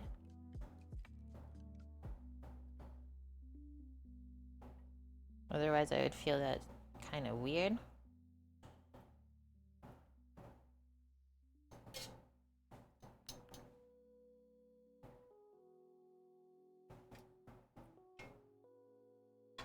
When we put the mirepoix in, it like totally changed the color. I love it. And I'm not really gonna taste this yet because we're putting raw chicken inside. So definitely let this simmer before you taste the broth that we are cooking it in. You can always adjust your seasoning later on. What? Sam says add the extra broth. It's not much. It's like 3/4 of a cup. Yeah. And then the last thing we'll add later on when the chicken comes out is just this egg yolks and cream to add some richness and thickness. It was gonna be crazy. So now guys, we're just gonna bring that up to a simmer. Make sure that you have a lid with whatever you're cooking the chicken in, because braising means to cover. And then once we're happy with how this is simmering, just dial in the heat, and then you can focus on the rest of your dish. The bottle opener away. You want a little glass of sparkling wine? Sure. Should have bought the orange juice today. Could have made us mimosa. Could have. Should have. What are you guys saying, Skal? What does that mean? These are our wine cuppies. I'm still waiting on the chicken to simmer. It means cheers? Okay. Cheers to you guys as well. Whoa. It's so foamy. I don't have a champagne flute.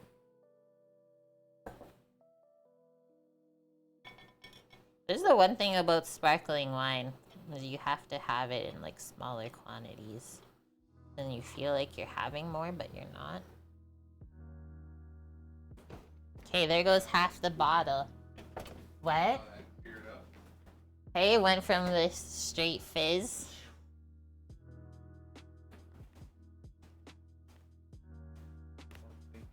You're welcome. Me too. We did. And we gotta get more. Cheers. What, did you already have a sip? Oh, you're saying oh till we gotta get more?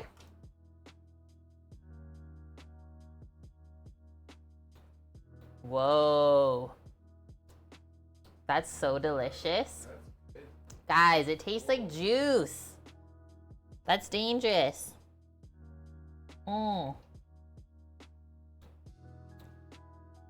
It literally tastes like white grape juice that's fizzy. You like don't even taste alcohol. Yum. Sambo's liking it. Okay, look at this. That was good timing. That's a pretty happy simmering. And then it said once it's simmering, it'll be about 25 to 30 minutes. And whenever we put the lid on something, it's gonna trap in more heat. So I'm gonna go just a little bit lower now. And we need a pot to boil our egg noodles in. Yeah, but wine is grape juice. Exactly. It just tastes like the really nice, sweet version of grape juice that hasn't been fermented. I think I gotta dig a pot out from the dishwasher, guys. One sec. Uno momento. Our little egg noodle pot.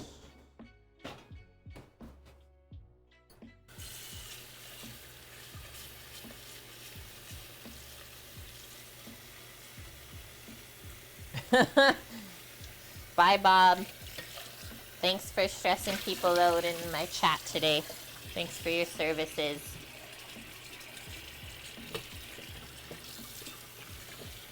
Is she actually, Mish? Your mom is a substance abuse counselor?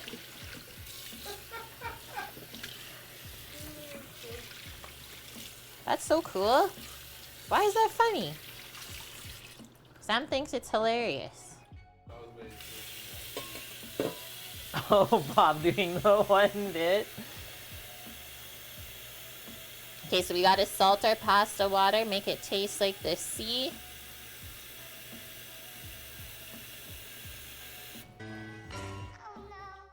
Whoa! Whoa! Welcome in, friends. How are we doing? How was your stream? Gruesome Tom. It's great to see you.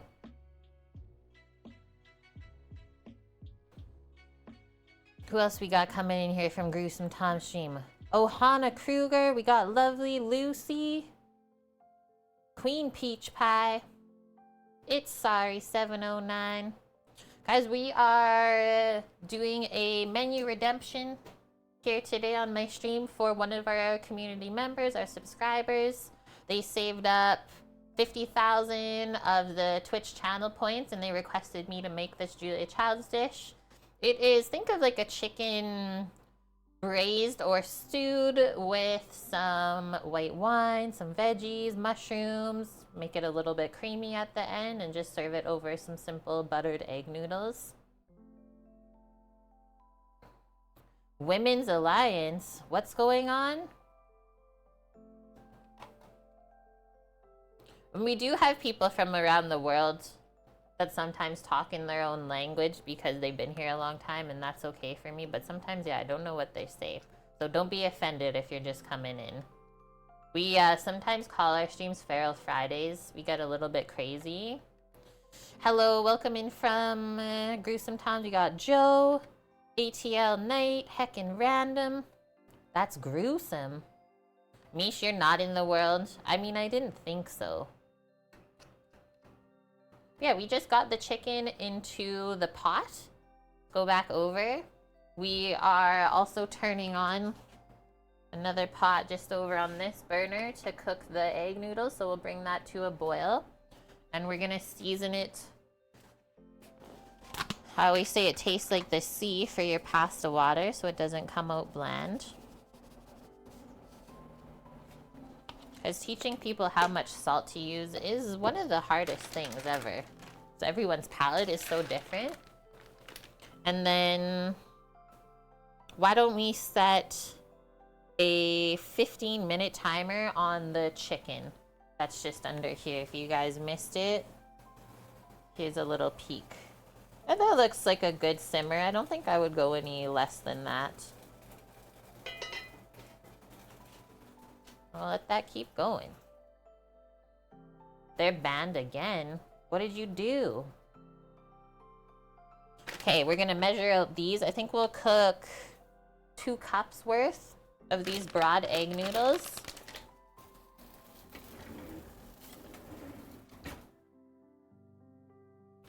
Thank you, Cookie. Sam says cook them all. Why? Okay, I just don't think I can cook them all at one time in that pot size. I can't fit them all. Does braising just mean to cover?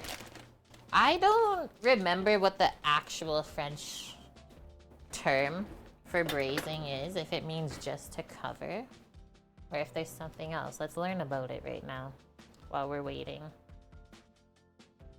And these are the other things that we do here on stream, is we always try to answer questions and learn together.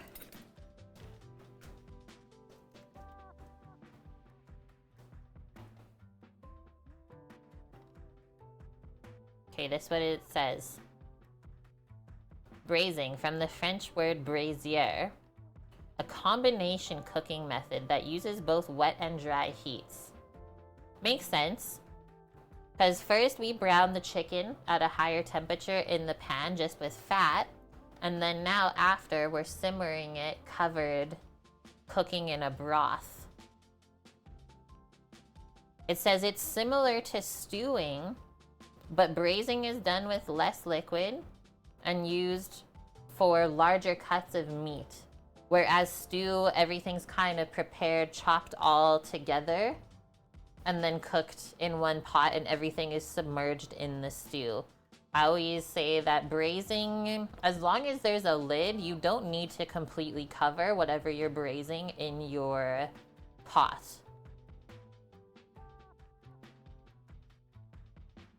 Thought braising was just heating from above. I mean, if we look at the lid on my braiser pot, kind of that is true. A lot of these braiser pots, their lids are designed a certain way for the moisture when it wicks up to the lid to like strategically drop back onto the food that's in there. Like let's have a quick peek. I'll show you. Might also be able to turn this down more. I guess we'll see. Ooh, it's hot now. Yeah, this little metal lid, that gets hot because this is all cast iron.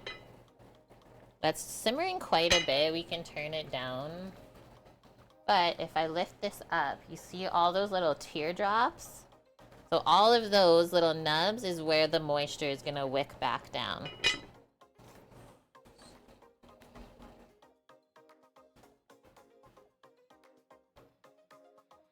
But I will say, some of the less expensive brands of cast iron, they don't have that stuff on their lids. I think that's how you can tell.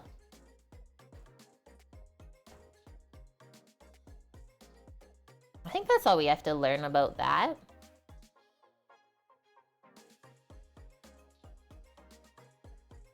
Right, yeah. The specific lids. I think Le Creuset and Staub, they each kind of have their own design they use. But that's why those nubs are there. So it kind of based itself at the same time, right? It says a classic braise is done with a relatively whole cut of meat. So we're using whole chicken legs. We're not using diced up chicken.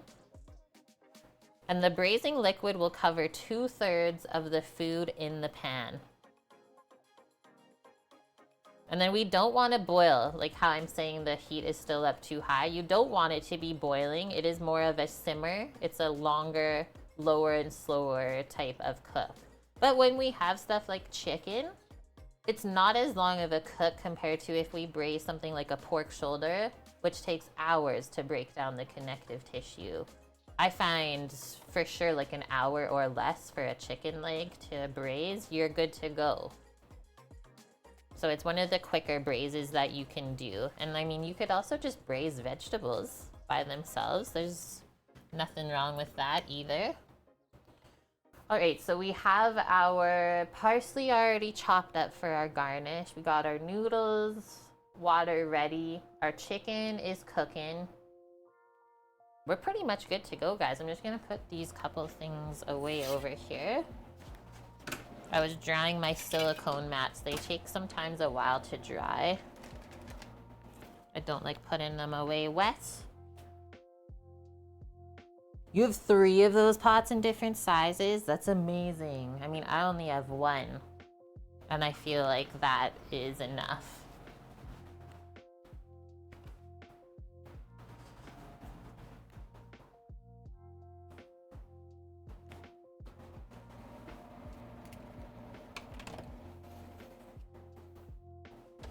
And I wouldn't cook the noodles for this stuff too far ahead of time either. Remember I said it's butter noodles, you want them to be served warm. And I know that we're gonna be spooning over some of the warm sauce on top of the noodles, but yeah, egg noodles, don't pre-cook them and then just let them sit there.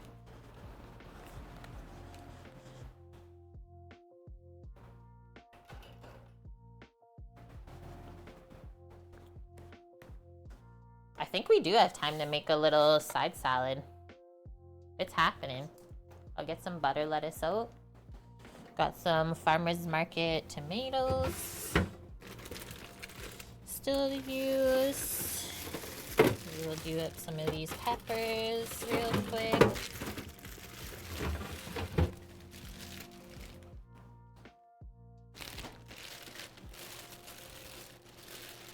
What's like a classic French vinaigrette that we can do? Red wine, mustard, oil, pepper, salt, parsley. Yeah. The cast iron's great for induction. I will say that they really hold their heat.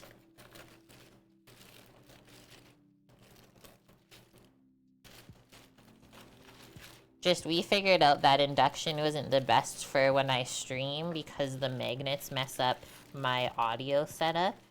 That can get annoying. We're gonna hold on to this little live lettuce. I've been preparing my one planter pot in the living room. We haven't tried it with proper power. Oh, you're saying the induction? That is true. The sound is kind of annoying mildly, a bit, right? Okay, I'm just gonna pick off some of these that don't look too good anymore. She's seen some stuff, this lettuce, but most of it is still good.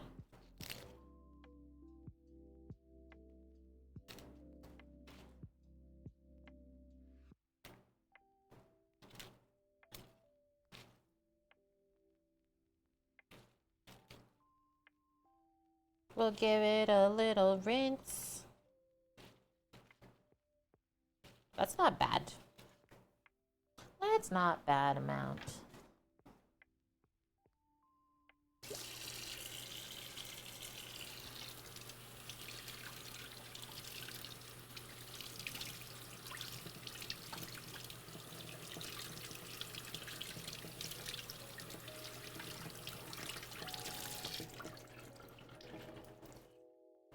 Shake out the water.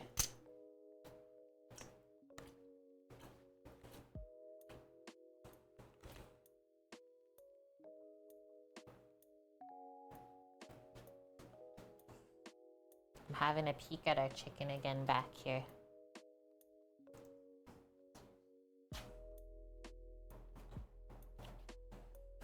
Super hot lid. Okay, we controlled the simmer a bit more. The mushrooms are just floating now. That's good. They're absorbing some of this stuff. The flour still looks weird on the top of the chicken. That's a super weird thing to do. I probably wouldn't do that again and just mix it in with the veggies instead. But hey, you gotta always make it proper the first time and then you can learn from there. Espino Serene? Thank you for the follow. Yeah, the induction boils water faster than your kettle. There is something to be said about that, right? I'm just grabbing a clean dish towel to dry this off a bit.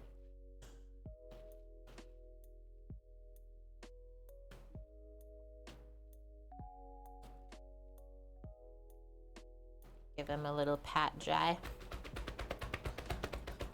120 volt, is that what the US has? I actually don't know. I think so though.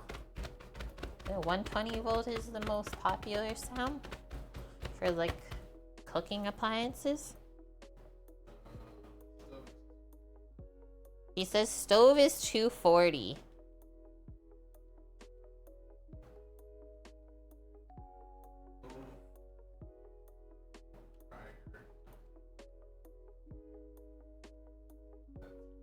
Stove and dryer is 240.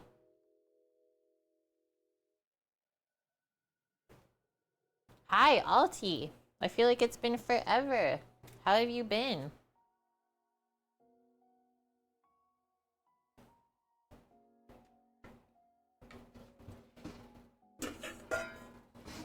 Just gonna make a one salad bowl for Samo and I. We're doing good. He's at home. Just chilling today, doing some cooking. Gonna go out, spend some time outside later. We opened a little bit of sparkling wine that we're cooking with today. It's been a nice Friday. Stream's been slightly unhinged, but in the best of ways.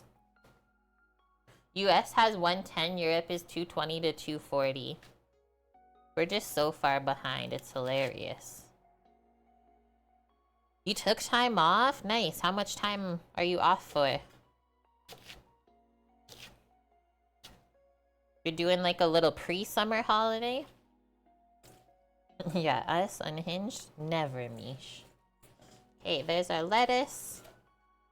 Good to go. Look at this wonderful plate I have built up here. A month now and another month or two. I mean, it sucks when we have to take time off for just like stress leave. But at the same time, it's nice that you're able to do that. Some of these other ones.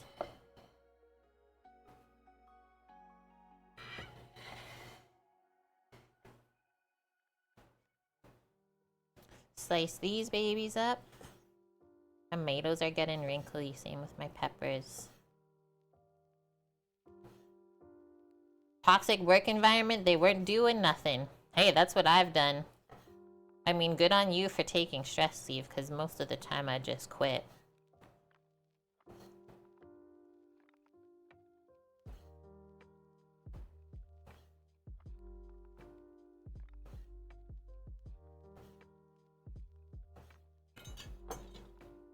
Life is too short to work a job where you're like feeling like you're getting bullied every day. Okay, now we got some colors going on here.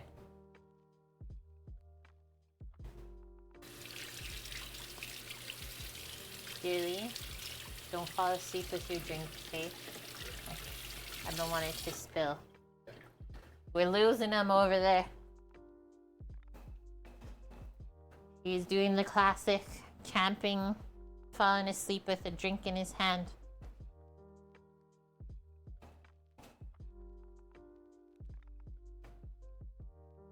How is vacation days over here? I think it all depends on who you work for. That's what I've seen over the years, at least. Some companies are ran really well, but a lot of them are not at all. Nice, 4 weeks.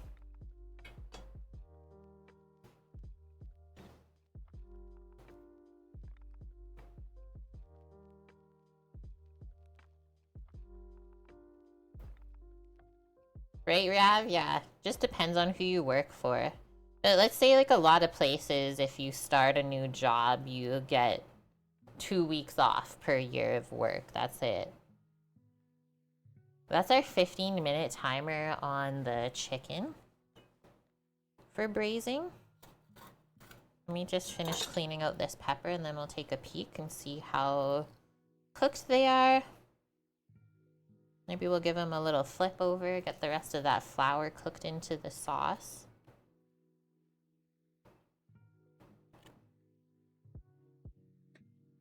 Danes get 5 to 6 weeks per year, depending on what your job is. That's insane. I remember going to Europe for the first time because I had one of my friends from culinary school. She was working in Paris.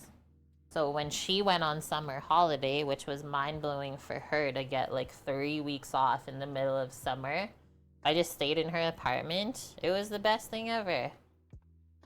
Danes have a great work-life balance. That sounds like a dream. Seriously. That's the way that your new schedule is. On the off weeks, you only have to request, 2 days off, and then you get 7 in a row. That's the best. I love having a schedule like that.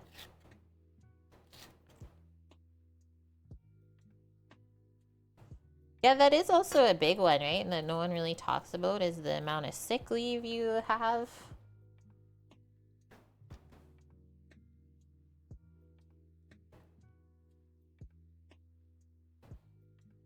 Your mom, yeah, works 1 day a week because she wants to. That's like the dream job.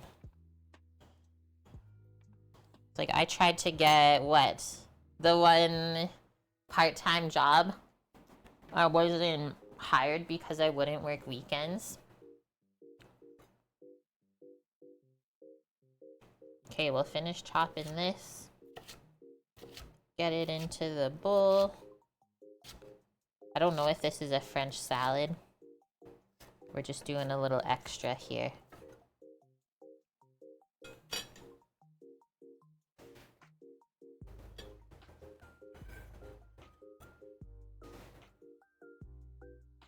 Let's go check our chicken.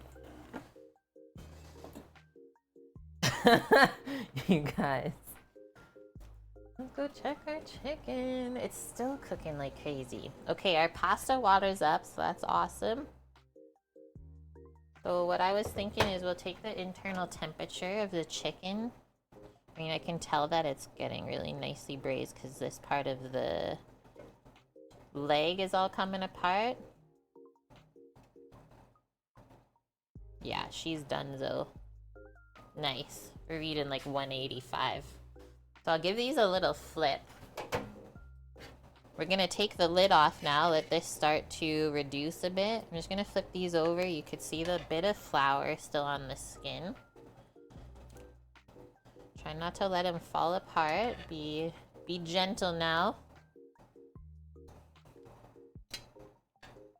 Let those cook for a couple more moments and then we'll take the chicken out and start to reduce the broth. Then we can cook our noodles up. Yeah, that sounds good.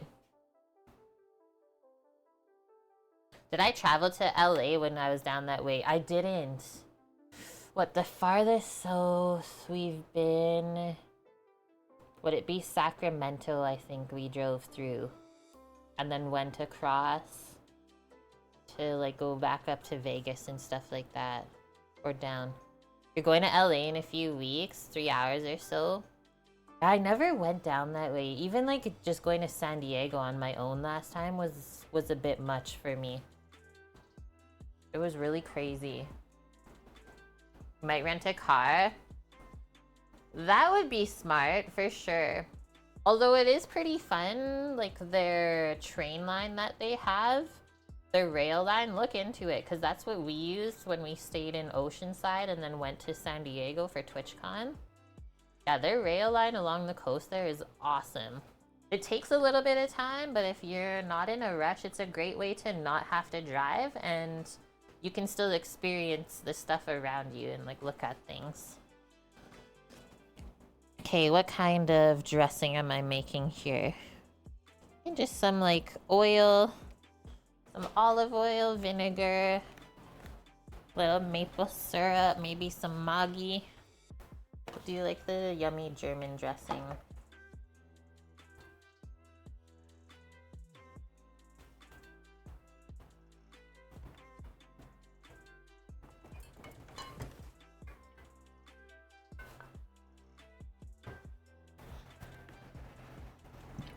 Excuse me.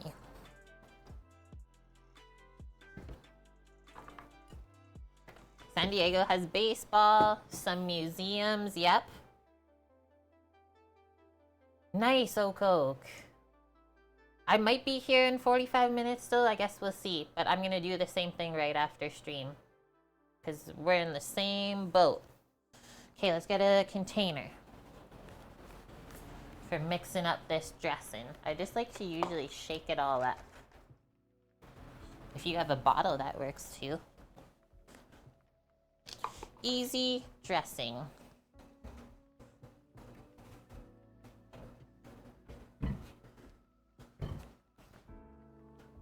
You like the colors of the peppers, and there's some little tomatoes under there too, boss man. Thank you. And I almost missed Alti's water. You guys too? Okay, have a good walk, Blood Oak. You're doing garage sale this weekend? Heck yeah. Okay, do some squirts of the Maggi, which really reminds me of like soy sauce. kind of flavor, soy sauce, and like a Worcestershire sauce or Chestershire. This is all it is though. It adds umami. A few drops are sufficient, like that, because it's quite like salty, right? And then we'll do some of this flavorings. Like that. For a bit of sweetness, we'll do a drop of maple syrup. Balance it all out. Wash your sister sauce.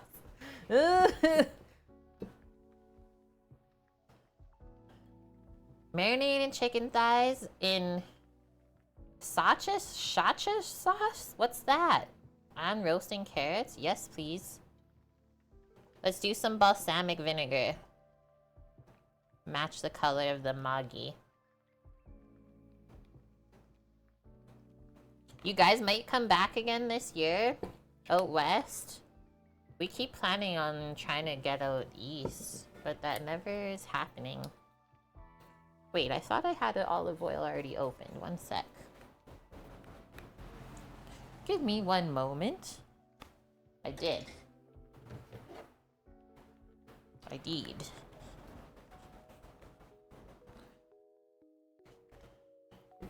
Sriracha sauce. Savory, slightly spicy Chinese condiment.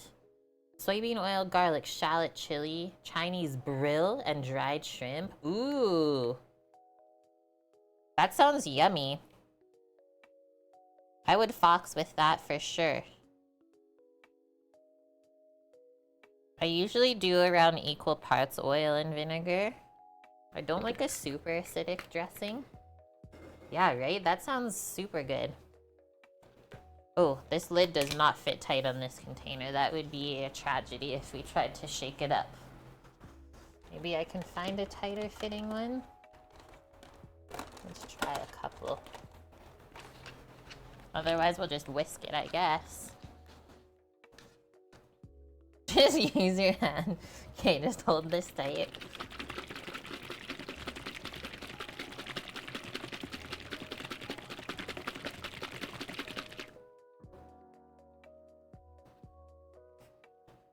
And it will kind of emulsify, unless you add a mustard or some sort of emulsifier into your vinaigrette. It won't really stay together, the oil and vinegar. It'll always want to separate. So just kind of keep that in mind. If you're like, what the heck? But let's just give this a try. See how we did.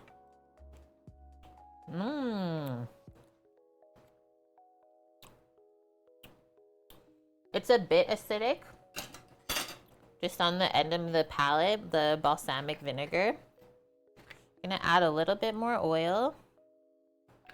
And then some salt and pepper too, because we didn't add any of that yet, and that should balance out really nice. Okay, we'll be here.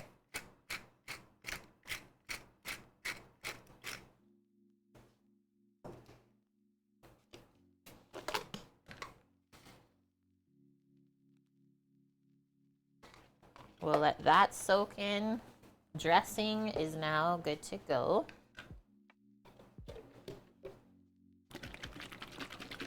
Shake it back up, and then usually I'll just like leave it on with the salad.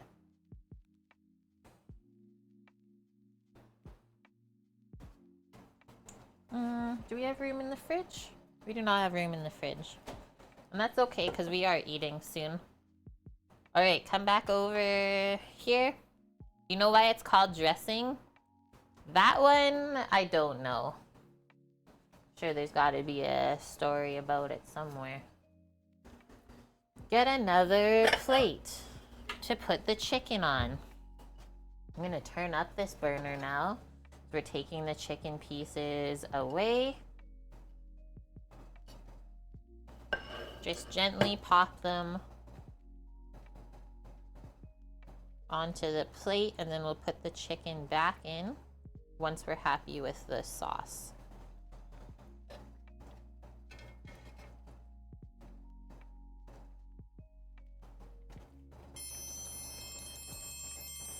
Who dat?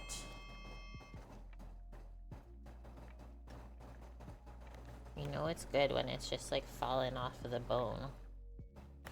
Whoa. I'm gonna give this a stir.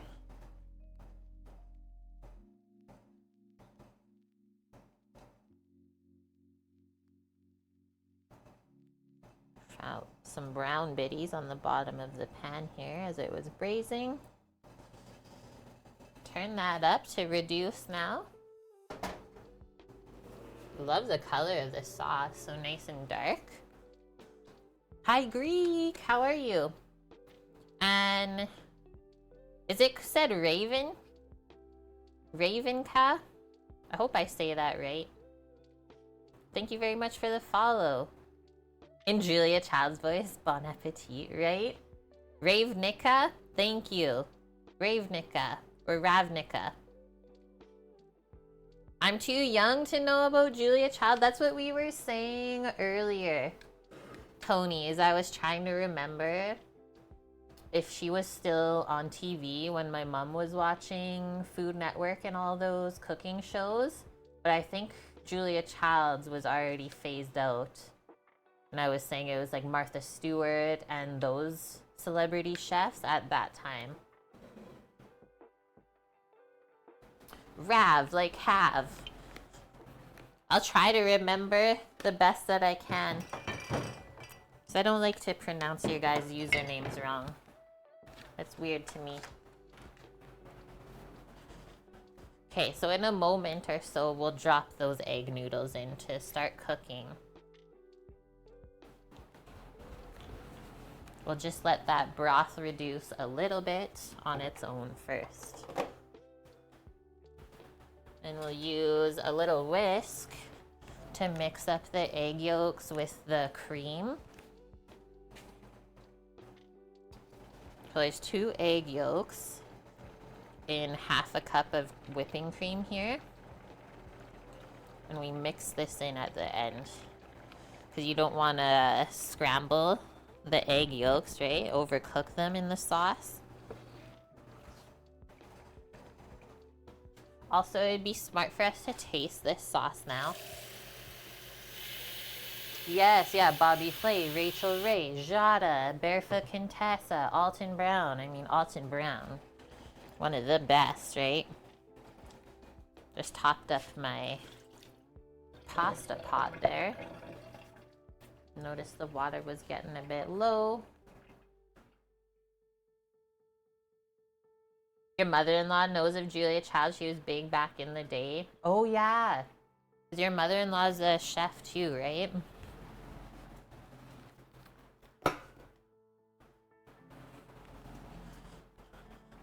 We've cooked a few of her dishes on stream, for sure. And I remember one of them we watched the Julia Child episode for it before we cooked it. It was so much fun.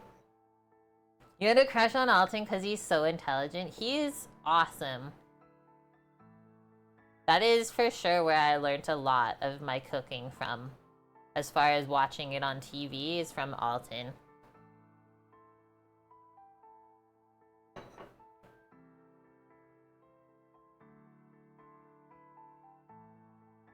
Jeff Potter, if you want nerdy cooking, nice. Greek, Jada's kind of Rachel Ray is decent. Yeah, Alton Brown. I love how everyone just says he's a legend. Yeah, that movie, if anyone's watched it, the Julie and Julia movie, is really good. A really good movie.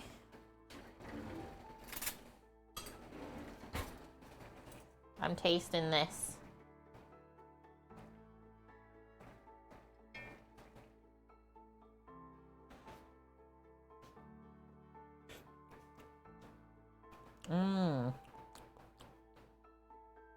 That is not how I thought it would taste. It like tastes better than I thought.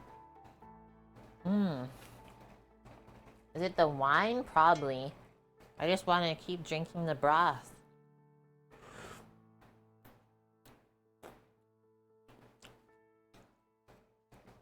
The seasoning's really good too. We won't have to add too much more salt or anything like that. Auntie Chef. Do I know who that is? I mean, I do now.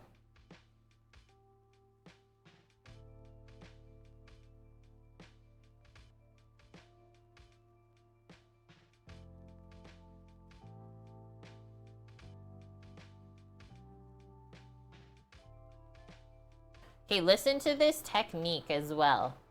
What it says for what the word fricassee means. So in the book, Mastering the Art of French Cooking, which Julia Child's book, it's described as halfway between a saute and a stew. In that we know that when you saute stuff, there's no liquid added other than fat. While with a stew includes liquid right from the beginning. So when we have a fricassee, it says cut up meat is sauteed but not browned, and then the liquid is added. So we did it like a little bit different, but that's interesting. There's a show called Jamie and Julia. For sure put the link in Discord. I'll have to check it out. Yeah, if you keep drinking the wine, the broth will keep getting better.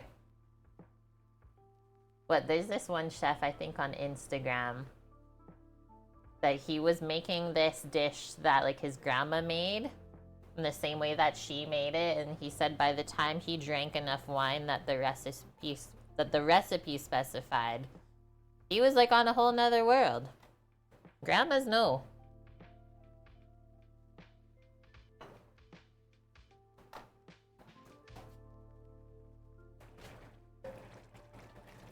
Ooh, okay. It's starting to like try and stick a little bit, the mushrooms around the center of the pot, because I did turn the heat up more.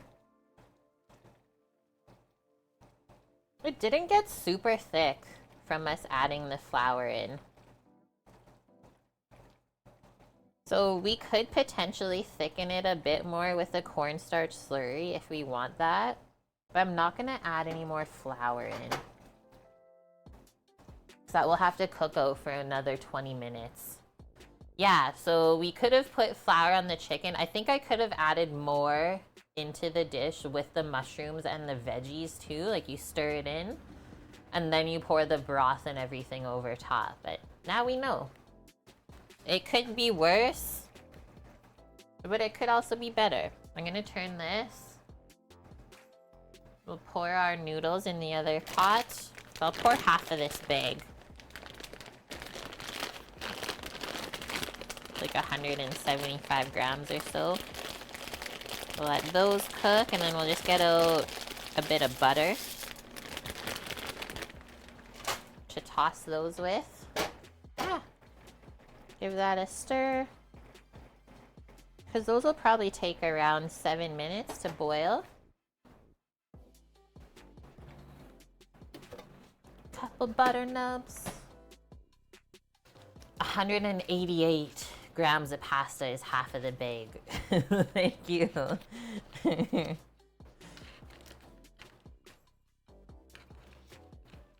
107 Greek. Imagine living till you're 107 years old. The amount of things that you've seen and the things that you would know.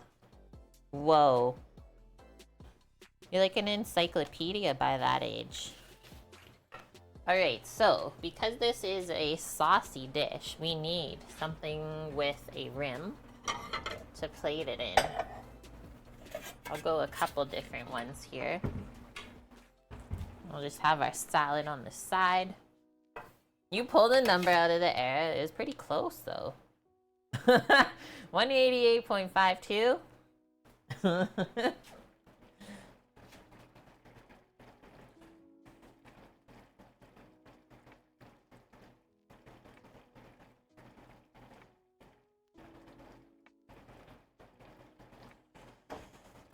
Simmering.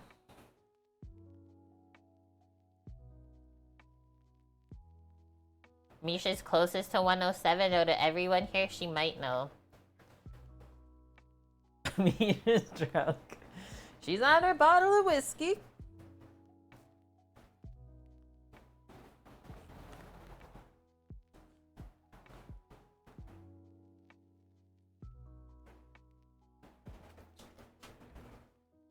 Put the Maggie back. Ask Bob. Hello, Bob. Greek, your nanny was super fit, walked without a cane or any assistance. She worked out often. That's a life goal right there, I would say. Shucked. Danes always sound like they're junk. I mean, you guys said it, not me.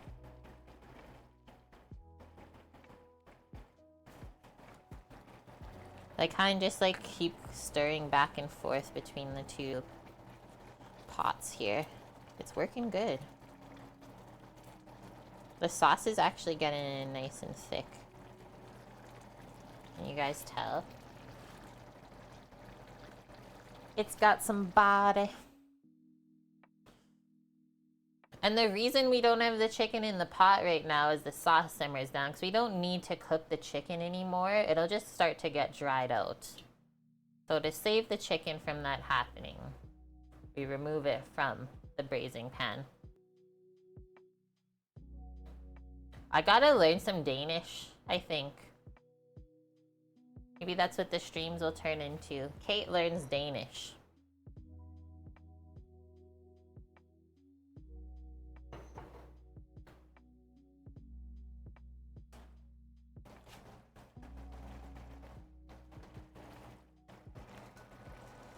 And then when it is time to add the cream and the egg yolk, we will want to turn this down to a lower simmer so that we don't scramble our egg yolks in there. No one knows Danish? You just make it up as you go? I can do that. What are we saying here? Unknown Greek. Just guess. Say whatever you want to say. These noodles look weird as shit, but that's okay. Weird batch of egg noodles. That's why I always want to get the German brand, but it wasn't there.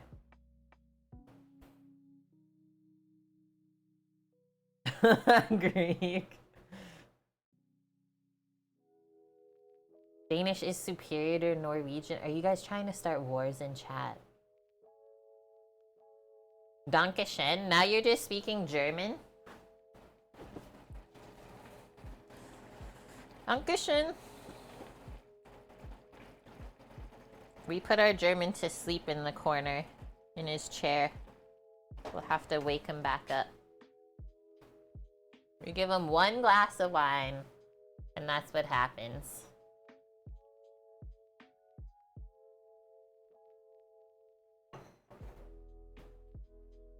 Yes, that is what Greek meant.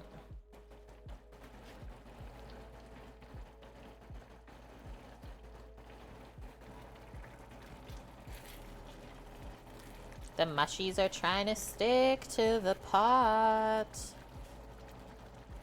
Those cook down to really nothing as well.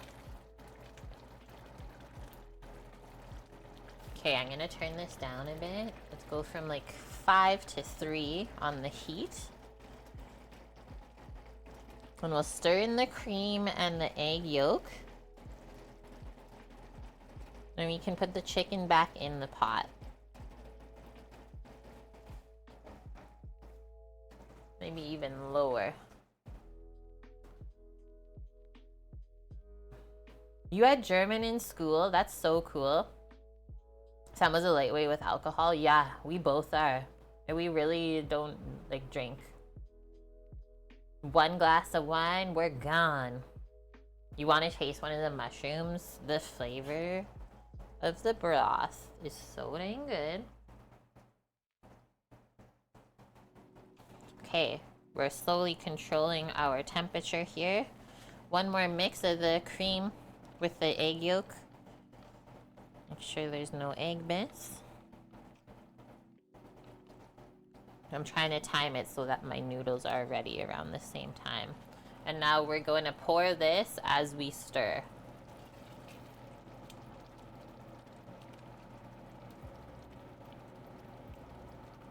Holy. That starts to change that up real quick. Look how nice and creamy that got. Ah. I'm making a mess. Almost looks like a curry. It's like a yellow curry now.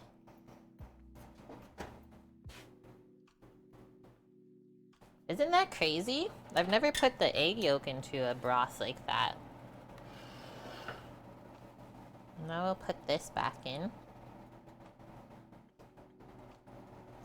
The chicken, the way that it came out, doesn't look that good on the bone, but I know it's gonna taste really good. We'll just cover it in sauce, and no one will know. Make sure you pour all these chicken juices back in from the plate.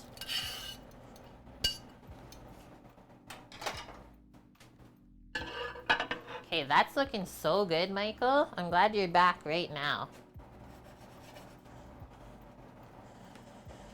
I am checking on our noodles back here. We don't want to overcook them.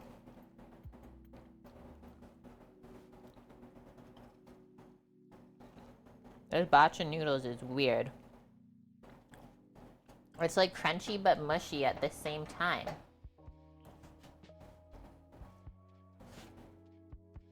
I'm gonna turn them off and strain them. Water! I've been drinking lots of water today. It's been good. Let me just strain the pasta really quick, so that the noodles don't go mushy.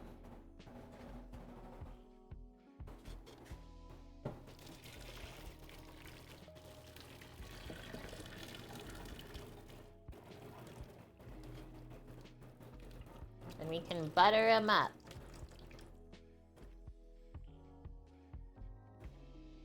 Wait, you're having a pizza right now, Michael? That's your cheat meal? That was always one of my favorite cheat meals as well, was pizza.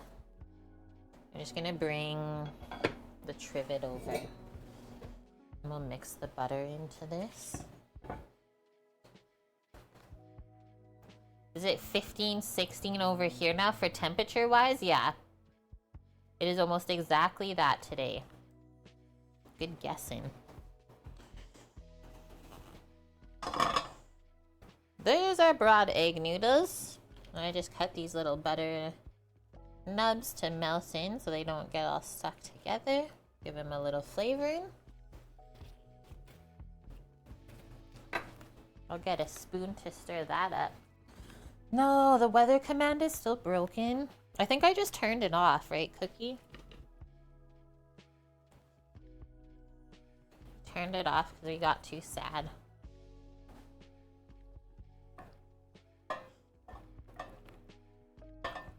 That's a deadly cheat meal.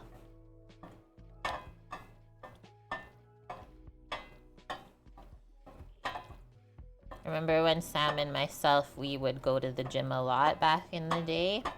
And on our treat days or cheat days before we went to go lift, we'd like load up on some donuts from the grocery store first that were so good. Okay, so see how the noodles are just nicely coated? But we don't have to put any more flavoring because we want to taste more of the sauce than anything around the chicken. I'll bring that over next. Take a peek at that. I think we'll just spoon this sauce right over the chicken pieces and then serve it from there. Because look at that. How it turned out. Insane looking. I'm gonna switch these spoons around.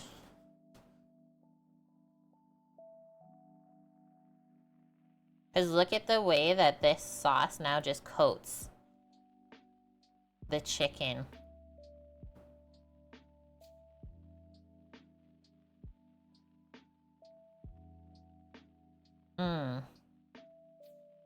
Alright, chicken fricassee. That's what it is.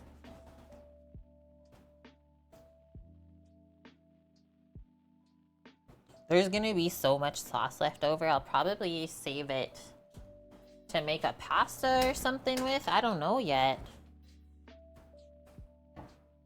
This was called Prince or Queen something chicken. It's called fricassee chicken, which is a cooking technique, let's say. So now we'll do these two different plates. We'll do Samo's first. I gotta wake the bear up still.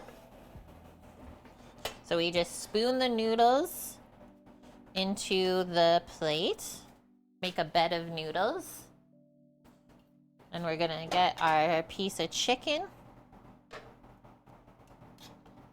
over that.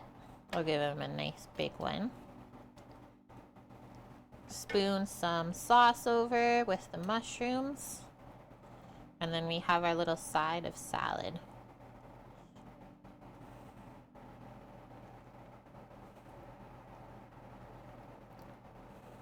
There's a lot of hidden veggies in this dish. I messed up the side of it by accident. We messed up the rim, so we still got to put on our parsley. Let's see if I can plate this other one nicer for myself. I'm not gonna have too much noodles.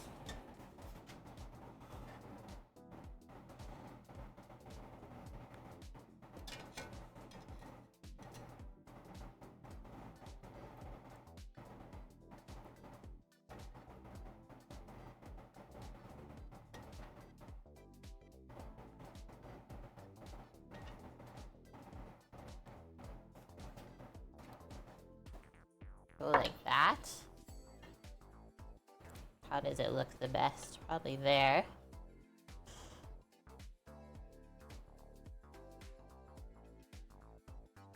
The French aren't scared of parsley. You can put a lot. It tastes really good with their cooking.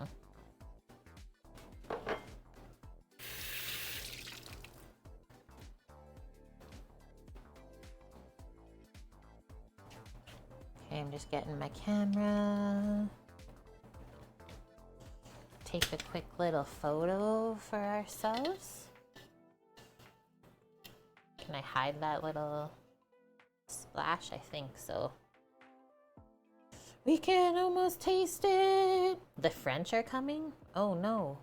Who phoned them? Oh wait, that's me. I'm half French. I'm gonna try to add a little bit more light into our life here. Nice. It works.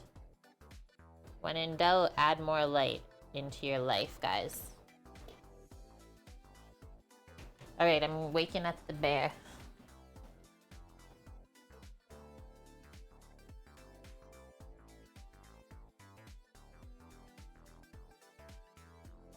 Hi.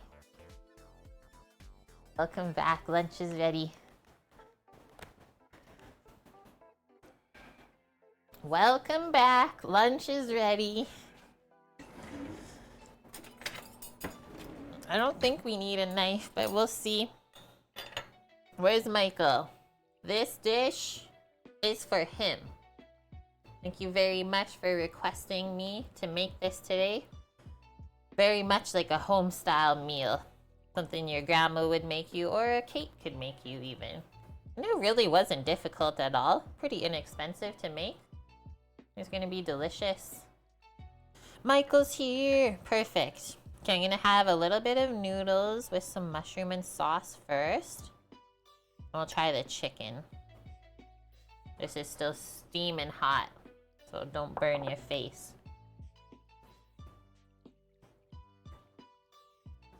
Mmm. You know what it reminds me of? Is like a chicken version of beef stroganoff. That's totally what this flavor reminds me of.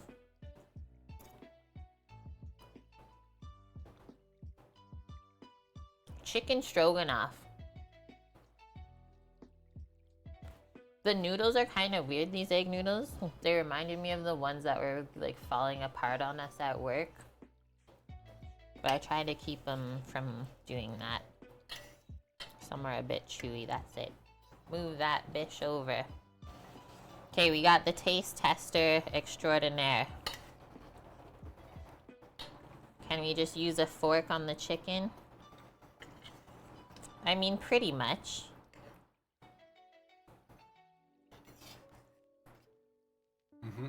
Mmm. Mmm. Yeah. Like every time I use wine in a braised dish. It seriously makes it turn out better. It's like, why do we try to cheap out? Oh, I'm not gonna use the wine because it just costs a bit more. It seriously changes the flavor. Basically just using the knife to hold on to the piece of chicken. But I just wanted to show you guys that it's all cooked in there. And it's not dry, right? You can see all the juices still.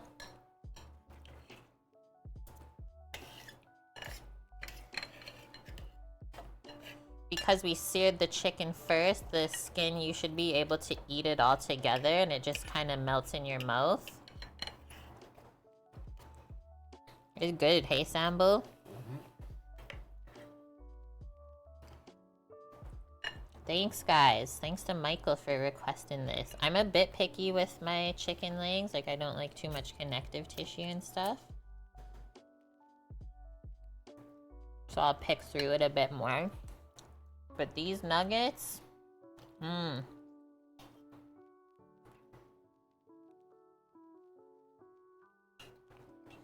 Right, yeah, even if you don't drink. Because the thing a lot of people don't know is that the alcohol cooks out. So even if you're a sober human, by the time your dish is completed, you don't have to worry about the alcohol component.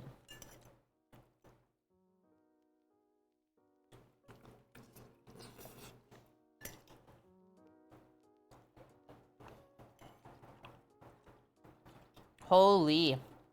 It's super buttery and creamy. And like, as rich as the sauce was, it doesn't taste rich when you're eating it. Definitely more of like a summertime sort of stew. And the most upsetting part about cooking with the alcohol is that it all cooks out.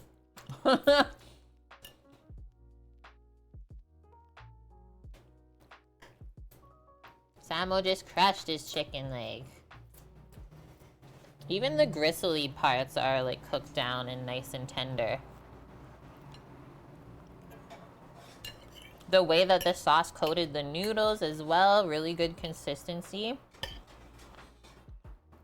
And I mean, let's think about another one of my favorite pasta sauces that is thickened with egg yolk, carbonara. If you added bacon to this, this would be like the greatest carbonara you've ever had.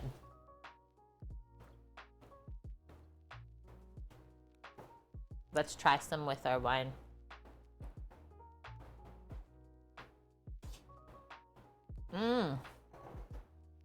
It cleanses the palate.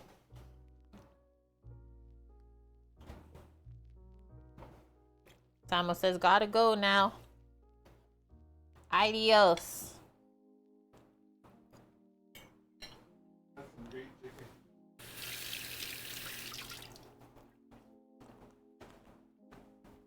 Oh, I did make us a salad too, but we can eat that after. Back to his bear den. I mean, you're not wrong. That's seriously good. Like, I can't stop eating the pasta.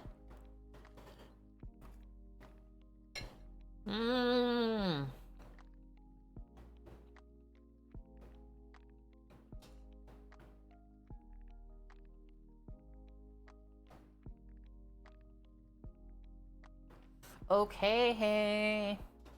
Can I send a pasta this way? Of course. I wish I could feed all of you that were watching. You know I would.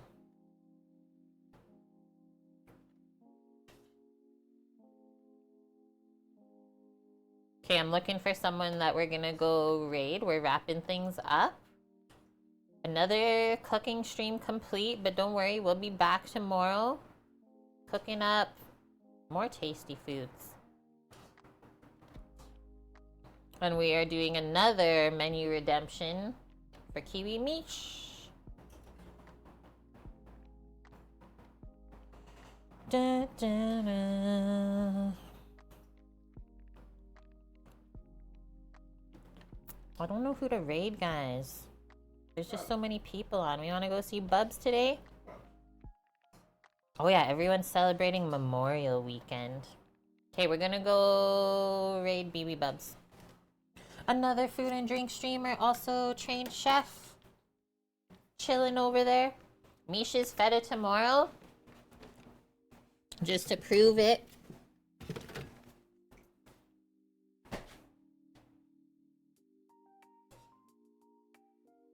It's happening. Brand new tub in our life.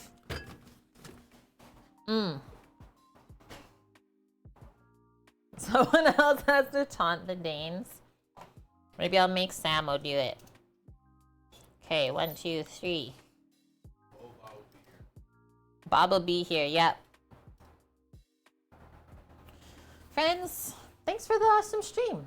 It was just under 3 hours. Gotta love that. Michael, thank you very much for requesting me to make this for you today. A really delicious and easy lunch. Inexpensive too for what I paid for those chickens, so I honestly can't complain at all. And yeah, tomorrow we will bake our cheesecake so that we can have it Sunday and do Misha's Bao burgers, which I'm so excited for. Bob will not be alive this time come tomorrow? What are you doing to him? Sam was almost done his second plate. Excuse me. Guys, thanks for being here today. Thanks for all the crazy bits as well. We're now 50% of the way through our goal to go grab some nice cozy fabric for Samuel's blanket. We'll be back tomorrow at 11 a.m. Pacific. Same with Sunday cooking. If you guys aren't around, I hope you have a wonderful rest of your weekend, day, night, wherever you are in the world.